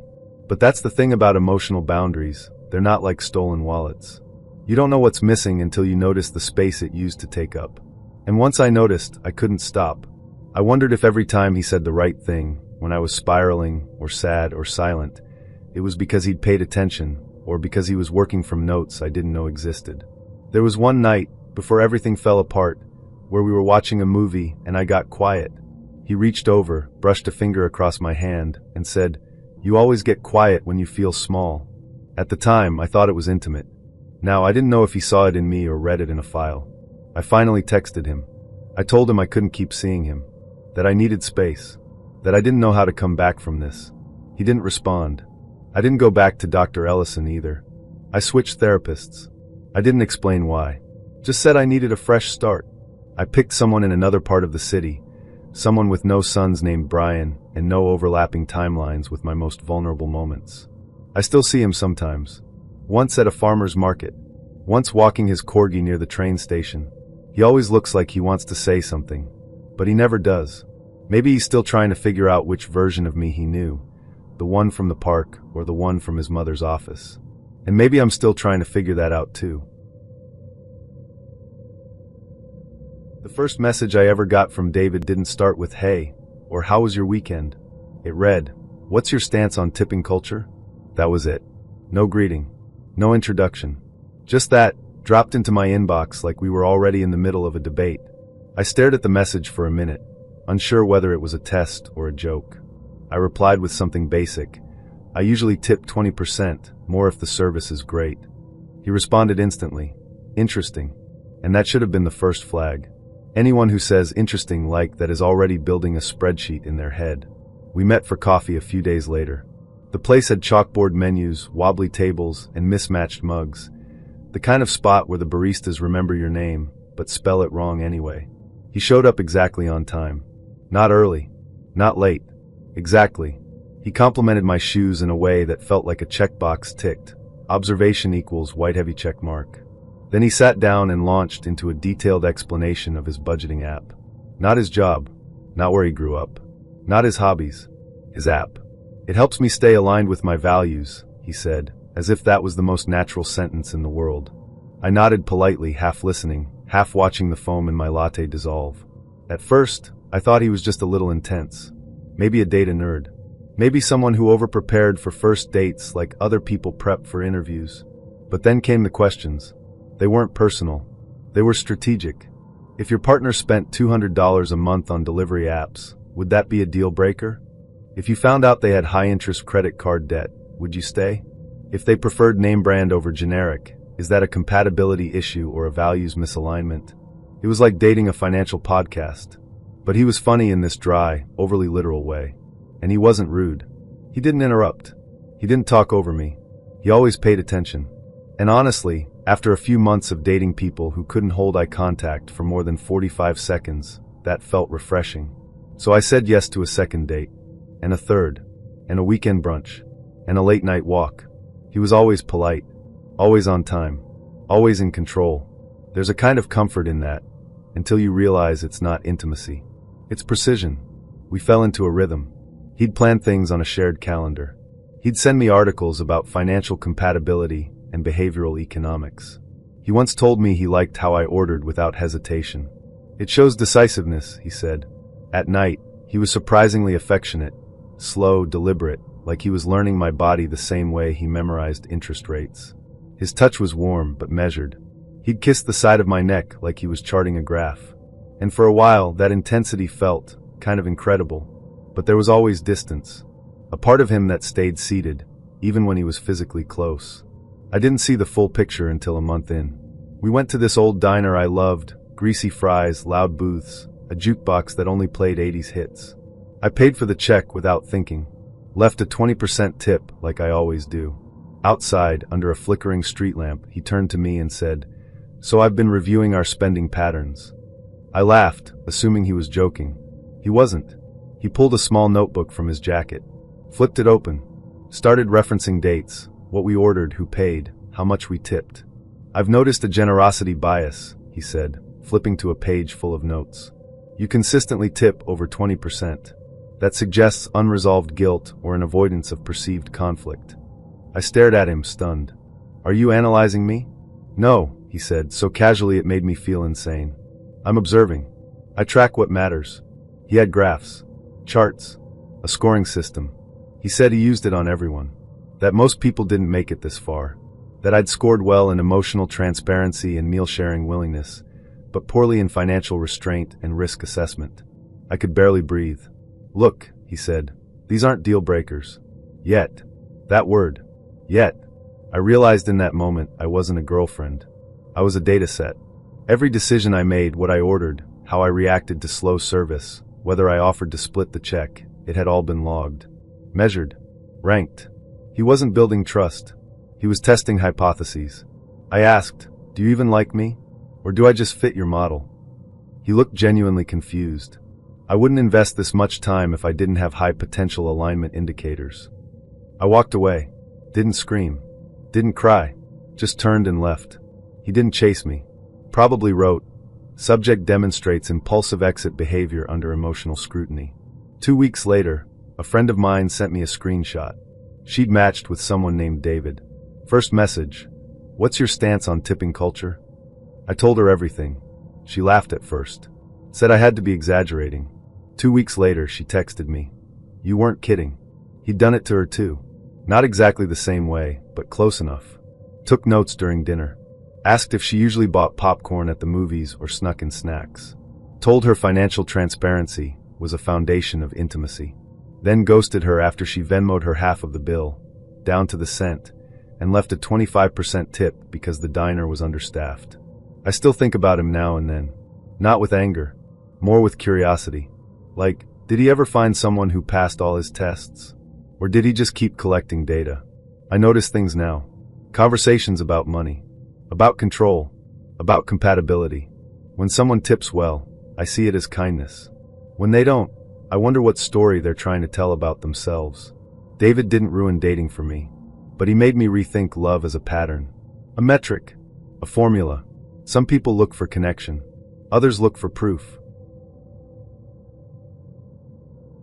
I met Lauren at a dinner party hosted by a mutual friend who was always trying to match people based on emotional intelligence and shared trauma. Her words, not mine. The party was one of those semi-curated social experiments, themed cocktails, handwritten name tags with icebreaker questions. What was your worst travel experience? And a playlist that shifted from ambient indie folk to disco without warning.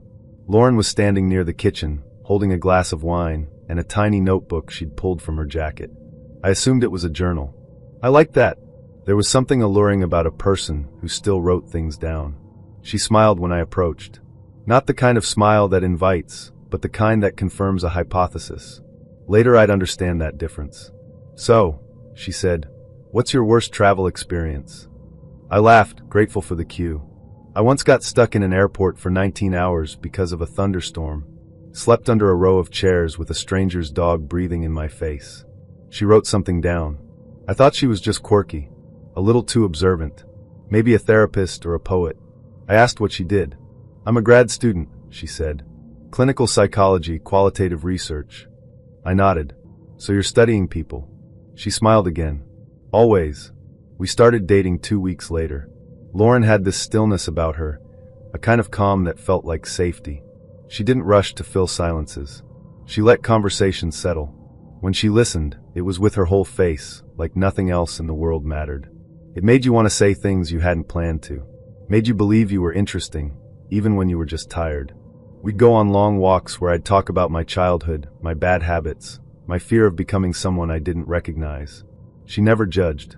Just nodded, asked thoughtful follow-ups, sometimes touching my arm like she was grounding me. I felt seen. Not just looked at, seen. What are you writing? I asked once, noticing her scribbling in that same little notebook after we'd kissed in the park. Just observations, she said. I like to track how I feel. I believed her. Our intimacy was slow, deliberate. She never rushed. She'd trace the inside of my wrist with her fingertips like she was committing it to memory. She'd kiss behind my ear and whisper things like, "You're not as guarded as you think." I thought it was insight. Now I think it was data collection. She'd ask questions in bed, not dirty, not performative. Curious. Where do you hold tension? Do you like being watched? What makes you feel safe? I answered everything. Honestly. I thought that was the point. One night, months in, I stayed over at her place.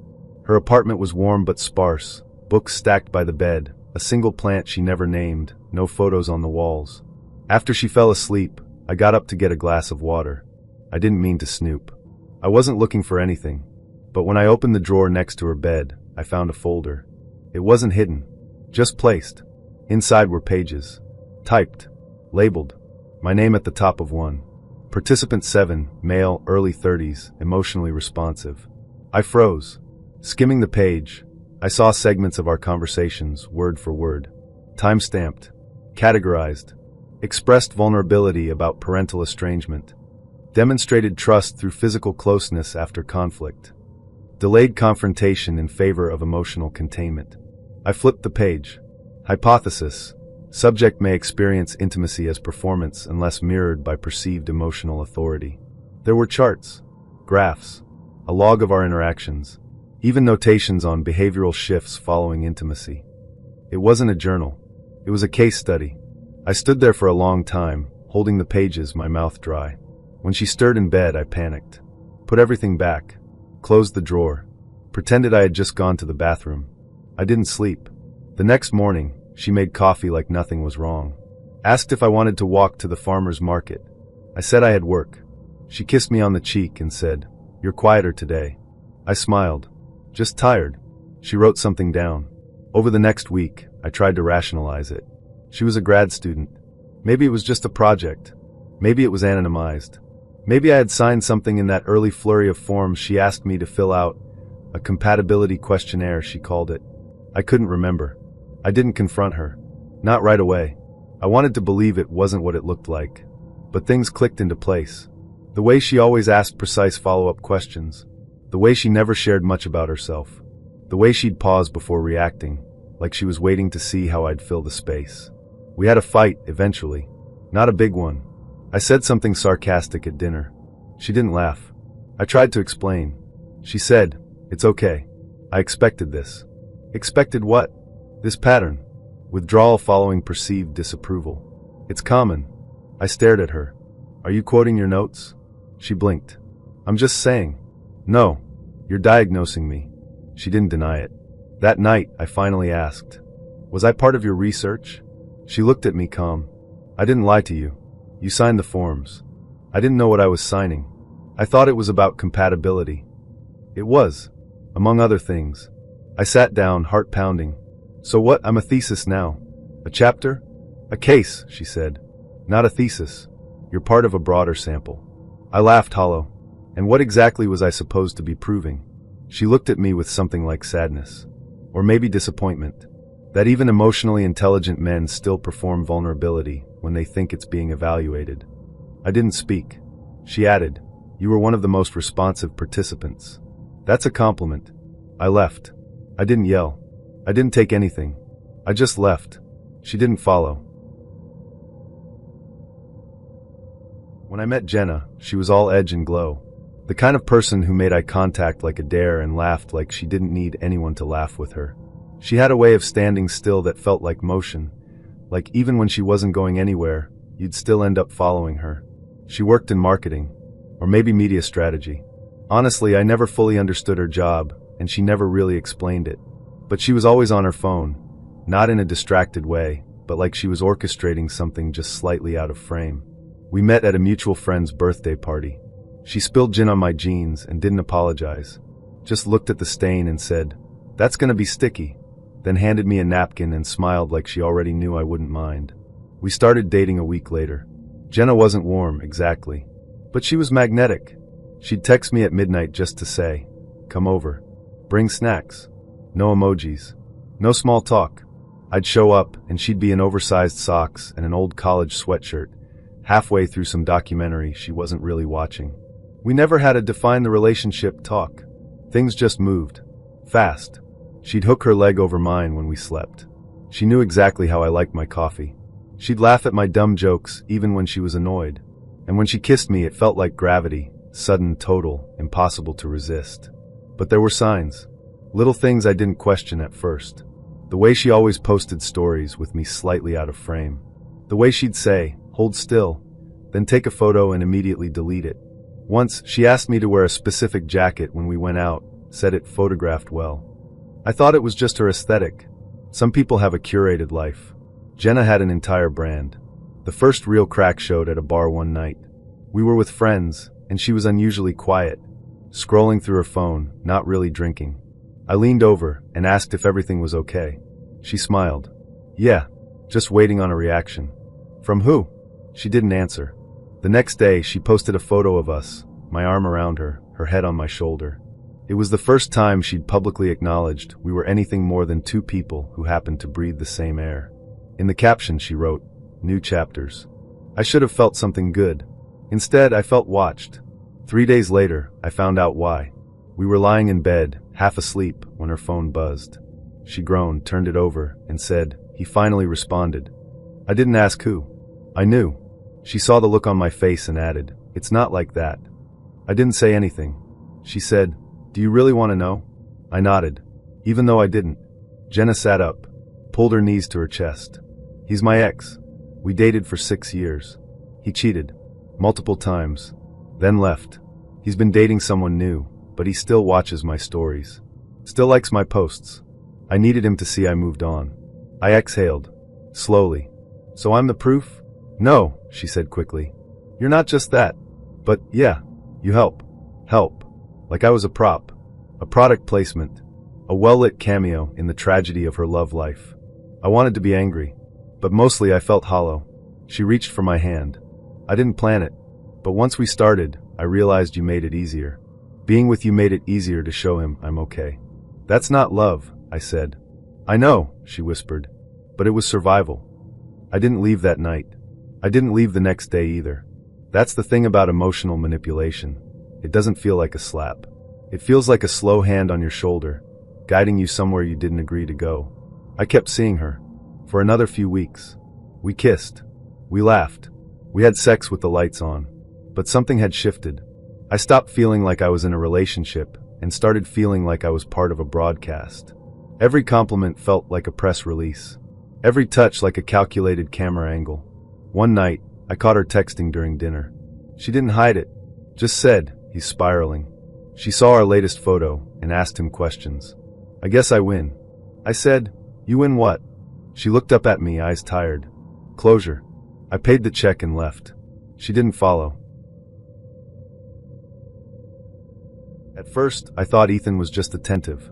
He noticed things other people didn't. Like when I was hungrier than usual, or when I got quiet during certain shows, or when I wore looser clothes and avoided mirrors. He'd offer me water before I asked, rub my lower back when I winced, pull me into his chest and say, you're doing great, like I was passing some invisible test. I told myself this was care, that kind of present, almost psychic understanding you only see in novels or therapy commercials.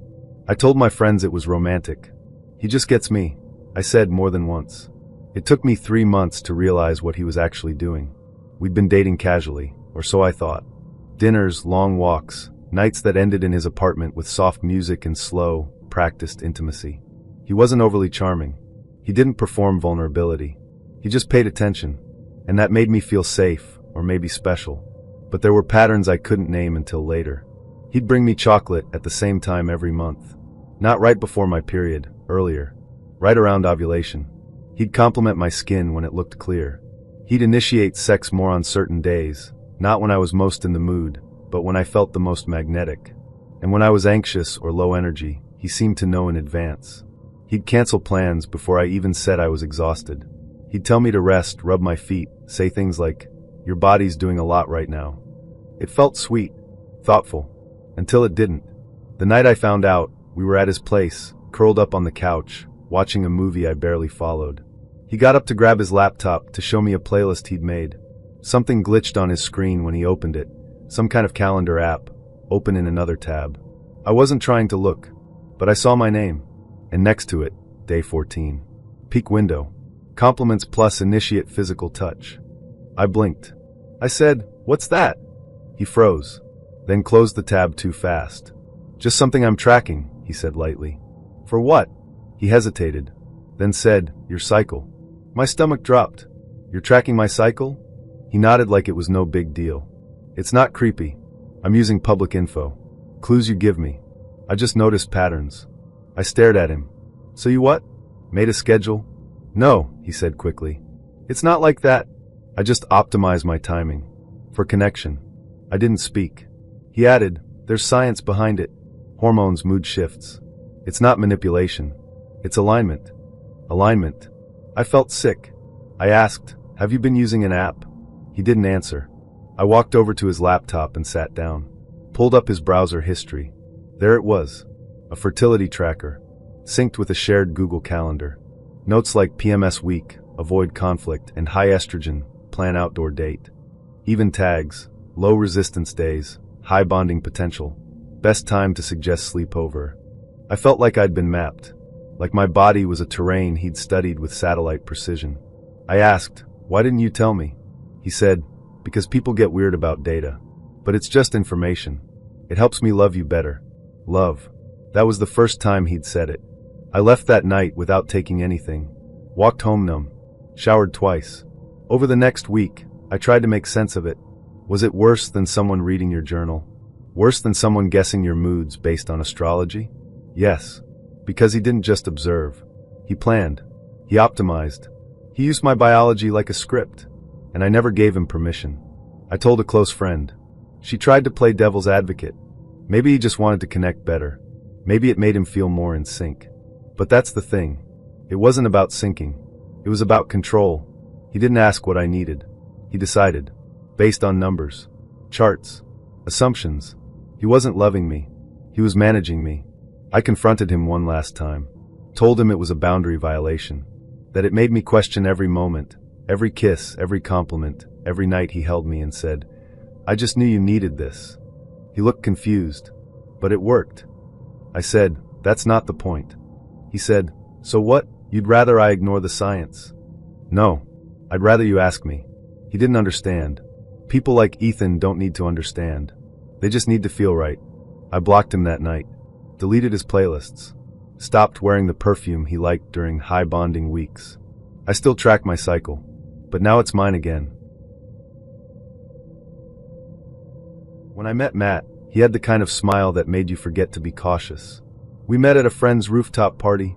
I was sitting on a cooler, balancing a paper plate of cheap tacos, and he said, "That's a dangerous angle. One wrong move, and that salsa's on your shirt forever." I laughed. He smiled. And just like that, I stopped paying attention to anyone else that night. He didn't try too hard. Didn't push. He asked questions that felt genuinely curious, not performative. What's the weirdest thing you believed as a kid? If you had to live inside a single season forever, which one would you choose? I told him autumn. He said, "Of course. You look like someone who likes sweaters and unresolved feelings." That should have been a hint. We started seeing each other a week later. Casual at first. Drinks that turned into dinners. Late night texts that turned into sleepovers. He never claimed me, but he never made me feel disposable either. He'd send me memes during the day, hold my hand at night, and kiss me on the forehead like I meant something. He wasn't overly affectionate, but when he wanted to be close, he was very close. Like he could read the room of my body and knew where to stand. We'd lie in bed and talk about people. Not gossip, exactly. More like analysis. He liked patterns. He'd say things like, "You can always tell how someone was raised by how they end a call with their mom." Or, "If a girl says she's not like other girls, she absolutely is." He didn't say it with bitterness. Just confidence. I thought it was sharp, witty, maybe even insightful. Now I think it was a warning. One night, about 2 months in, we were at his place watching some indie movie he said I'd probably love because it was mostly about silence and longing. He wasn't wrong. I did love it. I told him so. He said, "I could have guessed that." I asked what he meant. He shrugged. "You have a very typical emotional profile." I laughed. "What does that even mean?" He looked at me like I'd just walked into the middle of a sentence. "You respond to restraint. You see tension as depth. You mistake ambiguity for chemistry." I blinked. "Okay?" He smiled. "It's not a bad thing. Just a pattern." I tried to brush it off. Told myself he was just being observant. Maybe too observant. But that phrase stuck with me, typical emotional profile. Like I was part of a category. A few weeks later, I stayed over at his place while he ran an errand. I needed to send an email for work, so I opened his laptop. He'd left it unlocked. I wasn't snooping, but I clicked the Chrome icon. His tabs were still open. One caught my eye. Modern Female Delusion, Draft 12. I clicked. It was a blog post. A long one. Nearly 5,000 words. Unpublished. But detailed. It started with an introduction. This is not meant to be cruel. It's meant to be accurate. The modern woman has overestimated her depth and underestimated how observable she actually is. My stomach dropped. Scrolling down, I saw categories, sections, taxonomies, the overnurturer, the soft academic, the high-functioning feelings addict. Each one included bullet points, quotes, anecdotes. Then I saw my name. Not explicitly, but enough. Case example, let's call her M, soft-spoken. Autumn-coded. Reads Joan Didion, but skips the political essays. Cries during shows where people stare out windows. Gives space but craves being chased. Thinks her silence is mysterious. It's not. It's predictable. I stared at the screen. Another line. She's the kind of girl who thinks she's hard to read because no one's taken the time. But the truth is, she's been read 100 times. She's just one of the better written versions. I felt my face go numb. There was more. So much more. Every little detail I thought was ours. The movies, the jokes, the way he'd brush hair behind my ear and say, "You're a beautiful contradiction." It was all there. Dissected. Reduced. He wasn't writing about me. He was categorizing me. Like I was a type of bird. Or a trend. I closed the laptop. Sat on the floor. Tried to breathe. When he got back, I didn't say anything. I just said I had to leave. He kissed my cheek, said, "You okay?" I lied. He smiled. That night, I blocked his number. A week later, the blog went live. He didn't use names. But I knew. And a few of my friends figured it out too. One sent me the link with a single sentence. "Is this what you meant when you said he studied you?" I didn't reply. The post went semi-viral in a certain type of online space. Men who called themselves observers of feminine behavior. They quoted him. Called him clinical. Sharp. Brutally honest. One comment read, "Finally, someone's saying it. Women think they're unreadable. But they're just scripted." I think that hurt more than anything. Not just being written about, but being agreed with. He didn't check in. Didn't apologize. But I saw a follow-up post a few weeks later. On consent and observation, why not everything personal is private? In it, he wrote, "If you behave in predictable ways, don't be surprised when someone documents the pattern. Observation is not betrayal. It's just attention without romance." That was the last line. I still think about that. Attention without romance. That's what it was. All of it. The compliments. The touch. The late-night playlists. The way he said, "You're not like other women," before filing me under a label he'd already written. He didn't see me. He saw content. Emma said she didn't believe in labels. She said it with a smile, like it was a charming quirk. Like she was inviting me to step outside the rules and breathe. "I like to let things be what they are," she said on our second date, swirling her wine like it might spell out the future. At the time, I thought it was refreshing. I'd just come out of a relationship that felt like a job interview with performance reviews, weekly check-ins, emotional progress reports, conversations about where this is going. Emma was there after that. Casual, spontaneous, light. We met at a used bookstore, a real one, with creaky floors and a cat that slept on the poetry shelf. I was flipping through an old copy of Letters to a Young Poet when she leaned over and said, "That book helped me break up with someone once." I looked up. She smiled. I mean that in a good way. We talked for half an hour in the aisle. She left with my number written in the back of a receipt. The next day she texted, "What's your favorite movie to cry to?" That was Emma. She didn't ask for your resume. She asked for the thing you didn't know you were allowed to say out loud. Our first few weeks were electric in that unrepeatable way. Long walks. Shared desserts. Her voice in the dark saying things like, "Do you ever feel like you were supposed to be someone else?" The intimacy felt earned, like a secret we were building together. She didn't talk about the future. She talked about now. And I thought that meant she was present. In truth, I think she was just already gone. We didn't say we were exclusive, but we weren't dating other people. Or at least I wasn't. She'd sleep over with her arm across my chest like a question mark. She'd leave my toothbrush next to hers. She'd call me her person when she got tipsy and trace circles into the back of my hand while we watched movies in bed. It felt real. It felt safe. Until she said the words. We were lying on the floor in my apartment, our legs tangled, a half-eaten pizza between us. She was scrolling through her phone, smiling at something. I asked, "What?" She said, "Just a message from someone I used to hook up with. He's in town." I blinked. "Are you going to see him?" She looked at me like I'd asked if the sky was still blue. "Probably." I sat up. Wait, I thought. She sat up too, brushing her hair out of her face. We never said we were exclusive. I didn't think we had to. She tilted her head. "Why would you assume that?" I stared at her. "Because you've been sleeping at my place 3 nights a week. Because you said I felt like home." She smiled, soft but firm. "And I meant it. But that doesn't mean I belong to you." I couldn't speak. She reached for my hand. "Listen, I care about you. Deeply. But I don't do monogamy. I don't believe in it. It's not natural. It's not honest. You never told me that. I thought it was obvious." "It wasn't." She sighed. "I'm not trying to hurt you. I just need freedom. That's how I show up best in relationships, when I'm not being owned." I wanted to scream that I never tried to own her. That I just wanted to feel like I wasn't disposable. That I thought we were choosing each other, not just orbiting. But I didn't scream. I just sat there, trying to patch the hole in my chest. Over the next few days, I told myself I could adapt, that I could be evolved, that I could learn to be free too. But every time her phone buzzed, I flinched. Every time she said a name I didn't recognize, my stomach dropped. I started noticing patterns. She'd get closer before she drifted. She'd say, "You're the only one who really sees me," and then disappear for 2 days. She'd praise my emotional intelligence, then say, "I just need something different tonight." Eventually, I asked, "What am I to you?" She said, "You're one of the most important people in my life." But not the only one. She looked at me. "I don't believe in only. I believe in layers." I nodded. "And what happens when your layers overlap?" She smiled. "Then I trust my heart to make room." I didn't have the language for it then, but I do now. She wasn't asking for openness.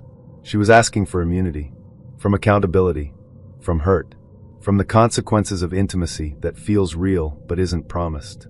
One night, she left my apartment with a kiss on the cheek and a text 2 hours later. "Seeing someone else tonight. Just being transparent. Hope you're good." I stared at it for a long time. Then I turned off my phone. The next morning, I packed up the book she left on my nightstand. The Ethical Slut. Of course.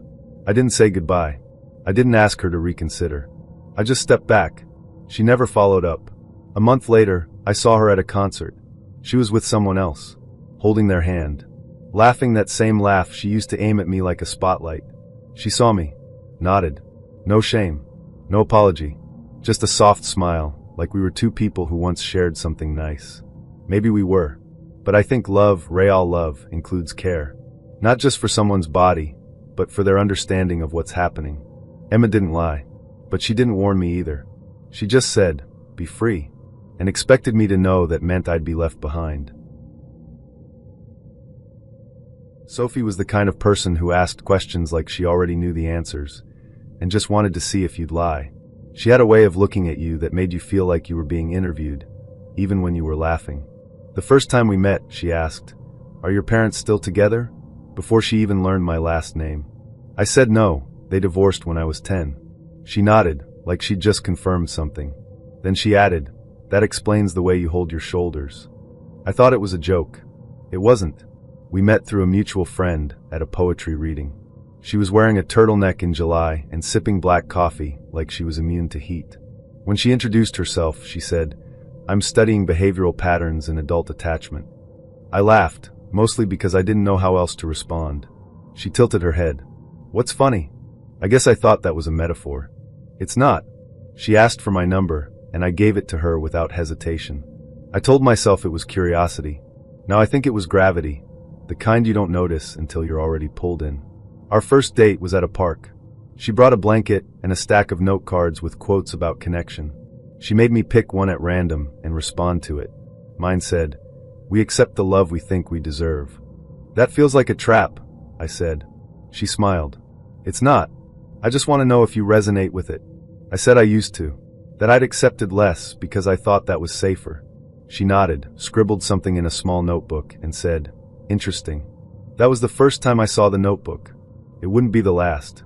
We started seeing each other weekly. Then more. She wasn't warm, but she was present. She made eye contact like it was a commitment.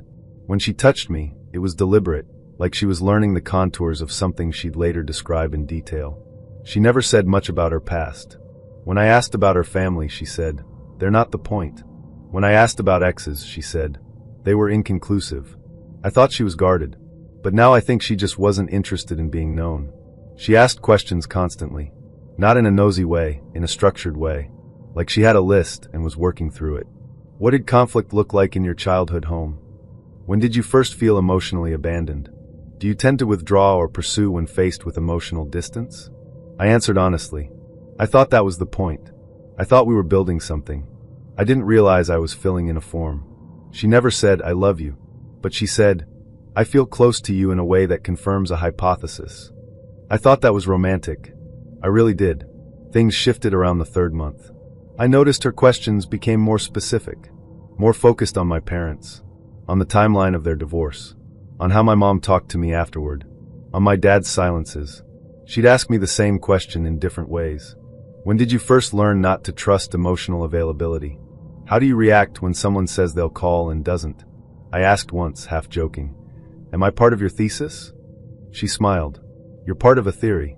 I laughed. She didn't. That night, she stayed over. We lay in bed, her tracing circles on my shoulder. She whispered, "Do you think you'd love differently if your parents stayed together?" I didn't answer. I didn't know how. Eventually I asked, "What's the theory?"